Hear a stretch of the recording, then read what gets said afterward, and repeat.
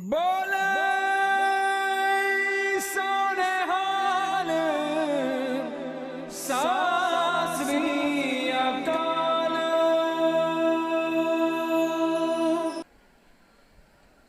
सतनाम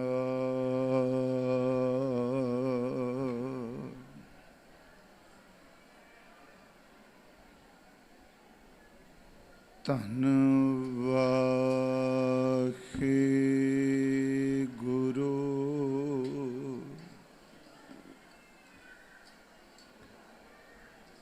साहिब जियो।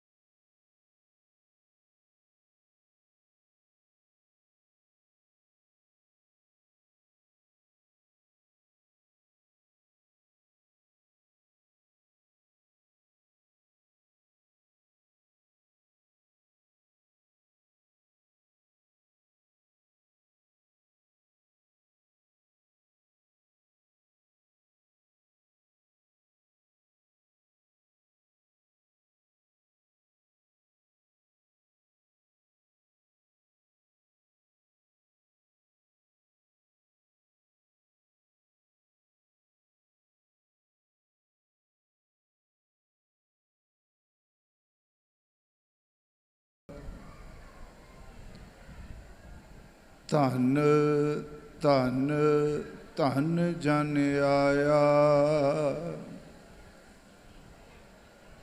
जिस प्रसाद सब जगत तराया। जन आवन का एक है सुआओ जन कै संग चित आवह नाव। आप मुक्त मुक्त करे संसार। नानक तिस जन को सदा नमस्कार।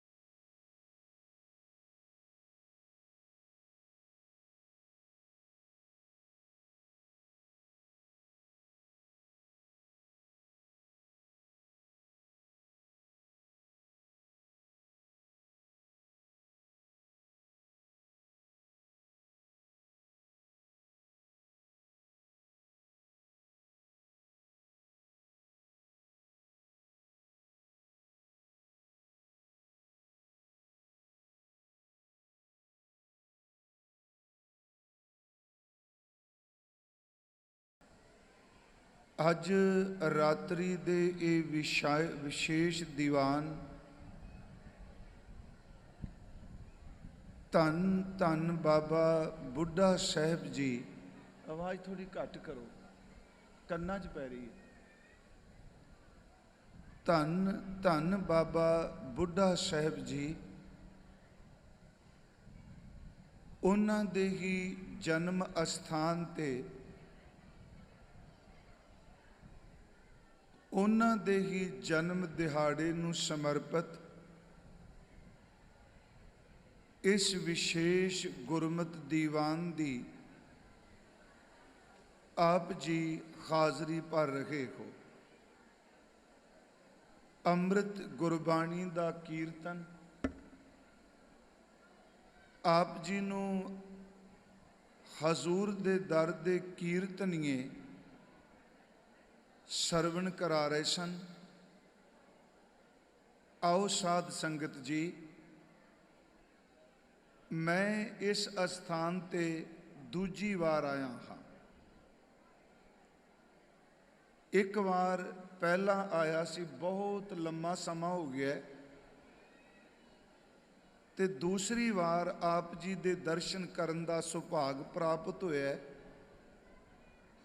ਭਾਵਾਂ ਕਿ ਅੱਜ ਮੌਸਮ ਖਰਾਬ ਹੋ ਗਿਆ, ਪਰ ਆਪਾਂ ਪਰਮੇਸ਼ਵਰ ਦੀ ਰਜ਼ਾ ਵਿੱਚ ਜੋ ਵੀ ਵਰਤਦਾ ਹੈ ਉਸ ਅੱਗੇ ਸੀਸ ਝੁਕਾ ਕੇ ਉਸ ਦੀ ਰਜ਼ਾ ਨੂੰ ਸਵੀਕਾਰ ਕਰਨਾ ਹੈ। ਕਿਉਂਕਿ ਸਿੱਖੀ ਦਾ ਸਭ ਤੋਂ ਪਹਿਲਾ ਲੈਸਨ ਹੀ ਇਹ ਹੈ ਕਿ ਹੁਕਮ ਰਜ਼ਾਈ ਚੱਲਣਾ ਨਾਨਕ ਲਿਖਿਆ ਨਾਲ। ਕਿਉਂਕਿ ਸਮਾਂ ਮੇਰੇ ਕੋਲ ਬੜਾ ਸੀਮਤ ਹੈ। ਸਵੇਰੇ ਅੰਮ੍ਰਿਤ ਵੇਲੇ ਕਥਾ ਕਰਨੀ ਹੁੰਦੀ ਹੈ, ਆਪ ਸੰਗਤ ਨੂੰ ਪਤਾ ਹੈ। ਮੈਂ ਇਸ ਕਰਕੇ ਬੇਨਤੀ ਕਰਾਂਗਾ, ਆਪ ਇਕਾਗਰਤਾ ਬਖਸ਼ਿਓ। ਜਿੰਨੀ ਭਾਵਨਾ ਖਿੱਚ ਨਾਲ ਤੁਸੀਂ ਬੁਲਾਇਆ ਹੈ, ਜੇ ਆਪ ਇਕਾਗਰਤਾ ਬਖਸ਼ੋਗੇ ਤੇ ਆਪਾਂ ਸਤਿਗੁਰੂ ਦੇ ਬਚਨ ਆਪ ਨਾਲ ਭਾਵਨਾ ਨਾਲ ਸਾਂਝੇ ਕਰ ਸਕਾਂਗੇ। ਔਰ ਖਾਸ ਕਰਕੇ ਮੈਂ ਬੀਬੀਓ ਭੈਣੋ ਤੁਹਾਨੂੰ ਹੱਥ ਜੋੜ ਕੇ ਬੇਨਤੀ ਕਰਾਂਗਾ ਕਿ ਜਿਵੇਂ ਲੰਗਰ ਦੀ ਸੇਵਾ ਕੋਈ ਕਰਦਾ ਹੈ, ਕੋਈ ਜੋੜਿਆਂ ਦੀ ਸੇਵਾ ਕਰਦਾ ਹੈ, ਕੋਈ ਝਾੜੂ ਲਾਉਣ ਦੀ ਸੇਵਾ ਕਰਦਾ ਹੈ, ਇਸ ਵੇਲੇ ਸਭ ਤੋਂ ਵੱਡੀ ਸੇਵਾ ਤੁਹਾਡੇ ਲਈ ਇਹ ਹੈ ਕਿ ਪਲੀਜ਼ ਇਹਨਾਂ ਨਿਆਣਿਆਂ ਨੂੰ ਚੁੱਪ ਕਰਾ ਲਓ। ਤੇ ਇਹਨੂੰ ਸੇਵਾ ਜਾਣ ਕੇ ਕਰੋਗੇ ਤਾਂ ਕਿਰਪਾ ਹੋਵੇਗੀ। ਸੇਵਾ ਦਾ ਮਤਲਬ ਹੀ ਇਹ ਵੇ ਕਿ ਲੋੜ ਅਨੁਸਾਰ ਕੋਈ 2-4 ਬੀਬੀਆਂ ਪਿੱਛੇ ਉਹਨਾਂ ਬੱਚਿਆਂ ਨੂੰ ਚੁੱਪ ਕਰਾਓਗੇ ਤਾਂ ਮੈਂ ਆਪਣੀ ਗੱਲ ਕਰ ਸਕਾਂਗਾ।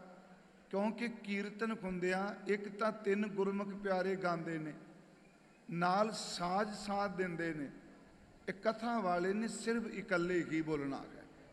ਆਪ ਜੀ ਕਰੋ ਕਿਰਪਾ, ਅਸੀਸ ਬਖਸ਼ੋ, ਗੁਰੂ ਬਖਸ਼ੀ ਫਤਿਹ ਸਵੀਕਾਰ ਕਰੋ ਜੀ, ਔਰ ਉਚਾਰਨ ਕਰੋ ਜੀ, ਵਾਹਿਗੁਰੂ ਜੀ ਕਾ ਖਾਲਸਾ, वाहिगुरु जी की फतेह। गुरु के प्यारे कीर्तनिए अमृत बाणी विचों सरवण करा रहे सन। धन गुरु प्यारे। आप जी ने वार वार सरवण किया, धन गुरु प्यारे। ਤੇ ਇਹ ਬੜੇ ਸਰਲ ਸ਼ਬਦ ਨੇ। ਇਹਦਾ ਮਤਲਬ ਇਹ ਹੋ ਗਿਆ ਕਿ ਸਮਰੱਥ ਸਤਿਗੁਰੂ ਜਿਹੜੇ ਨੇ ਉਹ ਧੰਤਾ ਯੋਗ ਨੇ, ਉਹ ਸਲਾਉਣ ਯੋਗ ਨੇ। ਤੇ ਜਿਹੜੇ ਸਤਿਗੁਰੂ ਦੇ ਪਿਆਰੇ ਸਿੱਖ ਨੇ, ਸੱਚ ਇਹ ਵੇ ਉਹ ਸਿੱਖ ਵੀ ਧੰਤਾ ਯੋਗ ਨੇ। 2 ਸ਼ਬਦ ਧਨ ਆਇਆ, ਦਾਸ ਦੇ ਮਨ 'ਚ ਆ ਗੁਰੂ ਤਾਂ ਧਨ ਹੈ ਹੀ, ਪਰ ਸਿੱਖ ਨੂੰ ਵੀ ਗੁਰਬਾਣੀ ਧਨ ਕਹਿ ਰਹੀ ਹੈ। ਭਾਵੇਂ ਸ਼੍ਰੀਮਾਨ ਭਾਈ ਗੁਰਦਾਸ ਸਾਹਿਬ ਜ਼ਿਕਰ ਕਰਦੇ ਆ, ਧੰਨ ਗੁਰੂ ਪਿਆਰੇ। ਜਦੋਂ ਅਸੀਂ ਸ਼੍ਰੀ ਗੁਰੂ ਗ੍ਰੰਥ ਸਾਹਿਬ ਮਹਾਰਾਜ ਜੀ ਦਾ ਪਾਠ ਕਰਨੇ ਆ ਤੇ ਇਸ ਦੇ ਵਿੱਚ ਜਿਹੜੀ ਸਿਫਤ ਕੀਤੀ ਹੈ, ਜਿਹੜੀ ਵਡਿਆਈ ਕੀਤੀ ਹੈ, ਉਹ ਸਿਫਤ, ਉਹ ਵਡਿਆਈ ਜਦੋਂ ਅਸੀਂ ਪੜ੍ਹਨੇ ਆ, ਸਭ ਤੋਂ ਪਹਿਲਾਂ ਤਾਂ ਅਕਾਲ ਪੁਰਖ ਵਾਹਿਗੁਰੂ ਜੀ ਦੀ ਸਿਫਤ ਹੈ। ਉਸ ਤੋਂ ਬਾਅਦ ਗੁਰੂ ਗ੍ਰੰਥ ਸਾਹਿਬ ਦੀ ਪਵਿੱਤਰ ਬਾਣੀ 'ਚ ਸਮਰੱਥ ਸਤਿਗੁਰੂ ਦੀ ਸਿਫਤ ਹੈ। ਤੇ ਤੀਸਰਾ ਸ਼੍ਰੀ ਗੁਰੂ ਗ੍ਰੰਥ ਸਾਹਿਬ ਦੀ ਬਾਣੀ ਵਿੱਚ ਸ਼ਬਦ ਕਮਾਉਣ ਵਾਲੇ ਗੁਰਸਿੱਖ ਦੀ ਵੀ ਸਿਫਤ ਹੈ। ਫਿਰ ਇਸ 3 ਗੱਲਾਂ ਨੂੰ ਧਿਆਨ ਨਾਲ ਸੁਣਿਓ। ਸਭ ਤੋਂ ਪਹਿਲਾਂ ਅਕਾਲ ਪੁਰਖ ਵਾਹਿਗੁਰੂ ਦੀ ਸਿਫਤ, ਉਸ ਦੇ ਨਾਲ ਹੀ ਗੁਰ ਪਰਮੇਸ਼ਵਰ ਦੀ ਸਿਫਤ, ਤੇ ਤੀਸਰਾ ਗੁਰ ਪਰਮੇਸ਼ਵਰ ਨਾਲ ਜੁੜੇ ਹੋਏ ਸਿੱਖ ਦੀ ਵੀ ਸਿਫਤ ਹੈ। ਪਰ ਇਹਨਾਂ ਤਿੰਨਾਂ ਨੂੰ ਵੱਖ-ਵੱਖ ਕਰਕੇ ਨਹੀਂ ਸਮਝਣਾ। ਇਹ ਨਹੀਂ ਕਿ ਕੋਈ ਇੱਕ ਦੂਜੇ ਦਾ ਸ਼ਰੀਕ ਹੈ।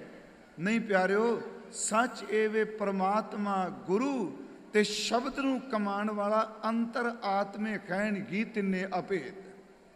ਫਿਰ ਅਰਜ਼ ਕਿ ਸ੍ਰੀ ਗੁਰੂ ਗ੍ਰੰਥ ਸਾਹਿਬ ਜੀ ਦੀ ਅੰਮ੍ਰਿਤ ਬਾਣੀ ਵਿੱਚ ਮੈਂ ਆਪ ਨੂੰ ਸਿਰਫ ਆਰੰਭ ਵਿੱਚ ਕੁਝ ਬੇਨਤੀਆਂ ਕਰਨੀਆਂ ਨੇ, ਉਸ ਤੋਂ ਬਾਅਦ ਆਪਾਂ ਧੰਨ ਧੰਨ ਬਾਬਾ ਬੁੱਢਾ ਸਾਹਿਬ ਜੀ ਦਾ ਜੀਵਨ ਹੀ ਸਾਂਝਾ ਕਰਨਾ ਹੈ। ਤੇ ਕਿਉਂਕਿ ਮੈਂ ਅੱਜ ਸਵੇਰੇ ਮੰਜੀ ਸਾਹਿਬ ਵੀ ਕਿਹਾ, 113 ਸਾਲ ਦੀ ਕਮਾਈ ਸਿੱਖੀ ਨੂੰ ਕੋਈ 15-20 ਮਿੰਟ 'ਚ ਬਿਆਨ ਨਹੀਂ ਕਰ ਸਕਦਾ। ਆਰੰਭਤਾ ਮੈਂ ਤਾਂ ਕੀਤੀ, ਕਈ ਵਾਰੀ ਮਨ 'ਚ ਆ ਜਾਂਦਾ ਸੀ ਸ਼ਬਦ ਨੂੰ ਮੰਨਣ ਵਾਲੇ ਆ, ਅਸੀਂ ਅਕਾਲ ਪੁਰਖ ਤੋਂ ਬਿਨਾਂ ਕਿਸੇ ਨੂੰ ਨਹੀਂ ਮੰਨਦੇ। ਸੱਚ ਇਹ ਵੇ ਕਈ ਵਾਰੀ ਅਸੀਂ ਕਹਿੰਦੇ ਆ ਅਸੀਂ ਦੇਹ ਨੂੰ ਨਹੀਂ ਮੰਨਦੇ। ਮੈਂ ਇਸ ਕਰਕੇ ਕਿਹਾ ਕਿ ਗੁਰੂ ਗ੍ਰੰਥ ਸਾਹਿਬ ਦੀ ਪਵਿੱਤਰ ਬਾਣੀ ਦੇ ਵਿੱਚ ਸਭ ਤੋਂ ਪਹਿਲਾਂ ਪਰਮਾਤਮਾ ਦੀ ਸਿਫਤ, ਤੇ ਸਿਫਤ ਕਰਨ ਦਾ ਕੀ ਫਾਇਦਾ ਹੈ, ਜਿਹਨੂੰ ਆਪਾਂ ਵਡਿਆਈ ਕਹਿੰਦੇ ਹਾਂ ਜਾਂ ਸਿਫਤ ਕਹਿੰਦੇ ਆ, ਇਹਦਾ ਫਾਇਦਾ ਕੀ ਹੈ? ਕਿਉਂ ਆਪਾਂ ਸਿਫਤ ਵਡਿਆਈ ਕਰਨੇ ਹਾਂ?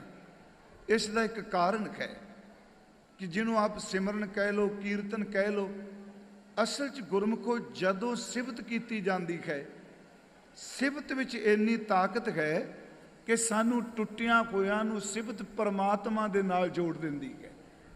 ਜਿਵੇਂ ਗੁਰੂ ਨਾਨਕ ਸਾਹਿਬ ਜੀ ਦਾ ਇੱਕ ਬਚਨ ਹੈ, 3 ਤਰ੍ਹਾਂ ਦੇ ਮੈਟਲ ਦਾ ਜ਼ਿਕਰ ਬਾਬਾ ਜੀ ਨੇ ਕੀਤਾ ਧਾਤ ਦਾ। ਕੋਈ ਲੋਹੇ ਦੀ ਚੀਜ਼ ਟੁੱਟ ਜਾਏ ਤੇ ਆਪਾਂ ਉਸ ਨੂੰ ਜੋੜਨ ਦੇ ਲਈ ਲੋਹਾਰ ਦੇ ਕੋਲ ਲੈ ਜਾਂਦੇ ਹਾਂ, ਉਹ ਟੁੱਟੇ ਹੋਏ ਲੋਹੇ ਨੂੰ ਅੱਗ ਦੇ ਨਾਲ ਜੋੜ ਦਿੰਦਾ ਹੈ। ਮੰਨ ਲਓ ਸੋਨਾ ਦੀ ਕੋਈ ਚੀਜ਼ ਟੁੱਟ ਜਾਏ, ਸੋਨੇ ਦੀ ਧਾਤ ਟੁੱਟ ਜਾਏ, ਤੇ ਉਸ ਸੋਨੇ ਨੂੰ ਅਸੀਂ ਸੁਨਾਰ ਕੋਲ ਲੈ ਜਾਂਦੇ ਹਾਂ, ਤੇ ਉਹ ਸੁਨਾਰ ਜਿਹੜਾ ਟੁੱਟੇ ਹੋਏ ਸੋਨੇ ਨੂੰ ਅੱਗ ਨਾਲ ਫਿਰ ਦੁਬਾਰਾ ਜੋੜ ਦਿੰਦਾ। ਤੀਸਰੀ ਬੇਨਤੀ, ਪਿੱਤਲ ਦਾ ਭਾਂਡਾ ਟੁੱਟ ਜਾਏ, ਆਪਾਂ ਠਠਿਆਰ ਕੋਲ ਲੈ ਜਾਂਦੇ ਹਾਂ, ਤੇ ਠਠਿਆਰ ਵੀ ਉਸ ਟੁੱਟੇ ਹੋਏ ਭਾਂਡੇ ਨੂੰ ਸੱਚ ਇਹ ਵੇ ਕਿ ਅੱਗ ਨਾਲ ਦੁਬਾਰਾ ਫਿਰ ਜੋੜ ਦਿੰਦਾ ਹੈ। ਸੋਨਾ ਟੁੱਟ ਜਾਏ, ਲੋਹਾ ਟੁੱਟ ਜਾਏ, ਪਿੱਤਲ ਟੁੱਟ ਜਾਏ, ਤੇ ਇਹ ਦੁਬਾਰਾ ਅੱਗ ਨਾਲ ਫਿਰ ਜੁੜ ਜਾਂਦੇ ਆ। ਇਹ ਜਿਹੜੇ ਟੁੱਟੇ ਹੋਏ ਨੇ ਉਹਨਾਂ ਦੀ ਦੂਰੀ ਖਤਮ ਹੋ ਕੇ ਉਹ ਆਪਸ ਵਿੱਚ ਜੁੜ ਜਾਂਦਾ ਮੈਟਲ। ਜਿਹੜਾ ਬੰਦਾ ਅੰਦਰੂਨੀ ਤੌਰ ਤੇ ਰੱਬ ਤੋਂ ਟੁੱਟਾ ਹੈ, ਜਦੋਂ ਸਿਫਤਾਂ ਕਰਦਾ ਹੈ, ਸੱਚਮੁੱਚ ਸਿਫਤ ਰੱਬ ਤੋਂ ਟੁੱਟੇ ਹੋਏ ਨੂੰ ਰੱਬ ਦੇ ਨਾਲ ਜੋੜ ਦਿੰਦੀ ਹੈ। ਮਹਾਰਾਜ ਜੀ ਦੀ ਬਾਣੀ 'ਚ ਬਚਨ ਆਉਂਦਾ ਹੈ, ਕਹਿ ਹਾਂ ਕੰਚਨ ਟੁੱਟੈ ਸਾਰ। 3 ਸ਼ਬਦ ਨੇ, ਕਾਂਸੀ ਦਾ ਬਰਤਨ, ਸੋਨੇ ਦਾ ਬਰਤਨ ਤੇ ਸਾਰ ਦਾ ਅਰਥ ਹੈ ਲੋਹਾ। ਕਹਿਆ ਕੰਚਨ ਟੁੱਟੈ ਸਾਰ, ਅਗਨੀ ਗੰਢ ਪਾਏ ਲੋਹਾਰ। ਮੈਂ ਵਿੱਚੋਂ ਤੁਕਲੀ ਦੇ ਅਖੀਰ 'ਚ ਕਹੇ ਮਹਾਰਾਜ ਕਹਿੰਦੇ ਨੇ, ਨਾਨਕ ਆਖੈ ਇਹੋ ਵਿਚਾਰ, ਸਿਫਤੀ ਗੰਢ ਪਵੈ ਦਰਬਾਰ। ਜਿਹੜਾ ਰੱਬ ਦੀਆਂ ਸਿਫਤਾਂ ਕਰਦਾ ਉਹਦੀ ਗੰਢ ਪਰਮਾਤਮਾ ਦੇ ਨਾਲ ਪੈਂਦੀ ਹੈ। ਦੂਸਰੀ ਗੱਲ, ਗੁਰੂ ਗ੍ਰੰਥ ਸਾਹਿਬ ਦੀ ਬਾਣੀ 'ਚ ਮੈਂ ਕਿਹਾ, ਇੱਕ ਤਾਂ ਪਾਰ ਬ੍ਰਹਮ ਪਰਮੇਸ਼ਵਰ ਦੀ ਸਿਫਤ, ਇੱਥੋਂ ਤੱਕ ਕਿ ਆਪ ਜੀ ਮੂਲ ਮੰਤਰ ਦਾ ਜਦੋਂ ਪਾਠ ਕਰਦੇ ਹੋ, ਇਸ ਵਿੱਚ ਨਿਰੋਲ ਪਰਮਾਤਮਾ ਦੇ ਗੁਣਾਂ ਦਾ ਹੀ ਜ਼ਿਕਰ ਕੀਤਾ ਹੈ। ਜਦੋਂ ਅਸੀਂ ਪਰਮਾਤਮਾ ਦੀ ਸਿਫਤ ਦੇ ਸ਼ਬਦ ਪੜ੍ਹਦੇ ਹਾਂ, ਉਸ ਵਿੱਚ ਸਤਿਗੁਰਾਂ ਨੇ ਅਨੇਕਾਂ ਬਚਨ ਐਸੇ ਕੀਤੇ ਆ ਜਿਸ ਵਿੱਚ ਸਿਰਫ ਪਰਮਾਤਮਾ ਦੇ ਗੁਣ ਹੀ ਗਾਇਨ ਕੀਤੇ ਗਏ। ਜਿਵੇਂ ਅਸੀਂ ਪਾਠ ਕਰਨੇ ਆ, ਤੇਰੇ ਕਵਣ ਕਵਣ ਗੁਣ ਕਹਿ ਕਹਿ ਗਾਵਾਂ, ਇਹ ਵੀ ਇੱਕ ਸਿਫਤ ਦਾ ਹਿੱਸਾ ਹੈ। ਬੇਅੰਤ ਨੂੰ ਬੇਅੰਤ ਬੇਅੰਤ ਕਹੀ ਜਾਣਾ ਵੀ ਸਿਫਤ ਹੈ। ਤੇਰੇ ਕਵਣ ਕਵਣ ਗੁਣ ਕਹਿ ਕਹਿ ਗਾਵਾਂ, ਤੂੰ ਸਾਹਿਬ ਗੁਣੀ ਨਿਧਾਨਾ, ਤੁਮਰੀ ਮਹਿਮਾ ਬਰਨਾ ਸਾਕੂ, ਤੂੰ ਠਾਕੁਰ ਊਚ ਭਗਵਾਨਾ। ਇਹ ਸਿਫਤ ਹੈ। ਇਸੇ ਤਰ੍ਹਾਂ ਜਦੋਂ ਆਪ ਜੀ ਪਾਠ ਕਰਦੇ ਹੋ, ਮਹਾਰਾਜ ਬਾਣੀ 'ਚ ਸ਼ਬਦ ਵਰਦੇ ਆ ਕਿ ਤੂੰ ਸੁਲਤਾਨ ਕਹਾ ਹਉ ਮੀਆਂ, ਤੇਰੀ ਕਵਨ ਵਡਾਈ। ਇਹ ਸ਼ਬਦ ਕਹਿਣ ਵਿੱਚ ਵੀ ਪਰਮਾਤਮਾ ਦੀ ਸਿਫਤ ਹੈ। ਬੇਅੰਤ ਸ਼ਬਦ ਐਸੇ ਨੇ ਜਿਹੜੇ ਉਹਦੇ ਗੁਣਾਂ ਨੂੰ ਲੈ ਕੇ ਸਿਫਤ ਕੀਤੀ। ਜਿਵੇਂ ਤੁਮ ਦਾਤੇ ਠਾਕੁਰ ਪ੍ਰਤਪਾਲਕ, ਨਾਇਕ ਖਸਮ ਹਮਾਰੇ, ਇਹ ਵੀ ਪਰਮਾਤਮਾ ਦੀ ਸਿਫਤ ਕੀਤੀ ਗਈ। ਹੱਕਾ ਕਬੀਰ ਕਰੀਮ ਤੂੰ ਬੇਐਬ ਪਰਵਦਗਾਰ, ਇਹ ਵੀ ਪਰਮਾਤਮਾ ਦੀ ਸਿਫਤ ਕੀਤੀ। ਬਾਣੀ ਵਿੱਚ ਉਹਦੀ ਸਰਗੁਣ ਝਲਕ ਜਿਹੜੀ ਮਿਲੀ, ਤੇ ਬਾਬਾ ਜੀ ਨੇ ਸਰਗੁਣ ਰੂਪ ਵਿੱਚ ਵੀ ਉਹਦੀ ਸਿਫਤ ਕੀਤੀ। ਜਿਵੇਂ ਆਪ ਜੀ ਇੱਕ ਪਾਠ ਕਰਦੇ ਹੋ, ਤੇਰੇ ਬੰਕੇ ਲੋਇਣ दंत रसाला, याद रखियो सरगुण बन रहा है। तेरे नेत्र बड़े सोहने आ, तेरे दंद बड़े चंगे आ, तेरे बंके लोएण दंत रसाला, सोहने नक जिन लंबड़े वाला। है तो यह सिफत ही ना, महाराज का एक बचन होंदा है, तेरी चाल सुहावी मधुराड़ी बाणी, कोकिन कोकला तरल जवानी, तरल जवानी आप भानी, इच मन की पूरी है, सारग ज्यों पग धरै ठिम ठिम आप आप संधूरे। हुण देखो इहदे विच भी परमात्मा की सिफत है। मैं आप नूं पहली बेनती की जी, गुरु ग्रंथ साहिब की बाणी च पार ब्रह्म परमेश्वर की सिफत ही सिफत है। उस तो बाद उस परमेश्वर के शब्द की दात देने वाले समर्थ गुरु की भी सिफत है। जिमें आप जी पाठ कर दो, गुर करता गुर करने जोग, गुर परमेश्वर है भी होग। ये भी तो परमात्मा की सिफत है, यह गुरु की सिफत है। अनेकों शब्द ने जिस विच सतगुरां ने गुरु की सिफत विच बाणी उचारण की।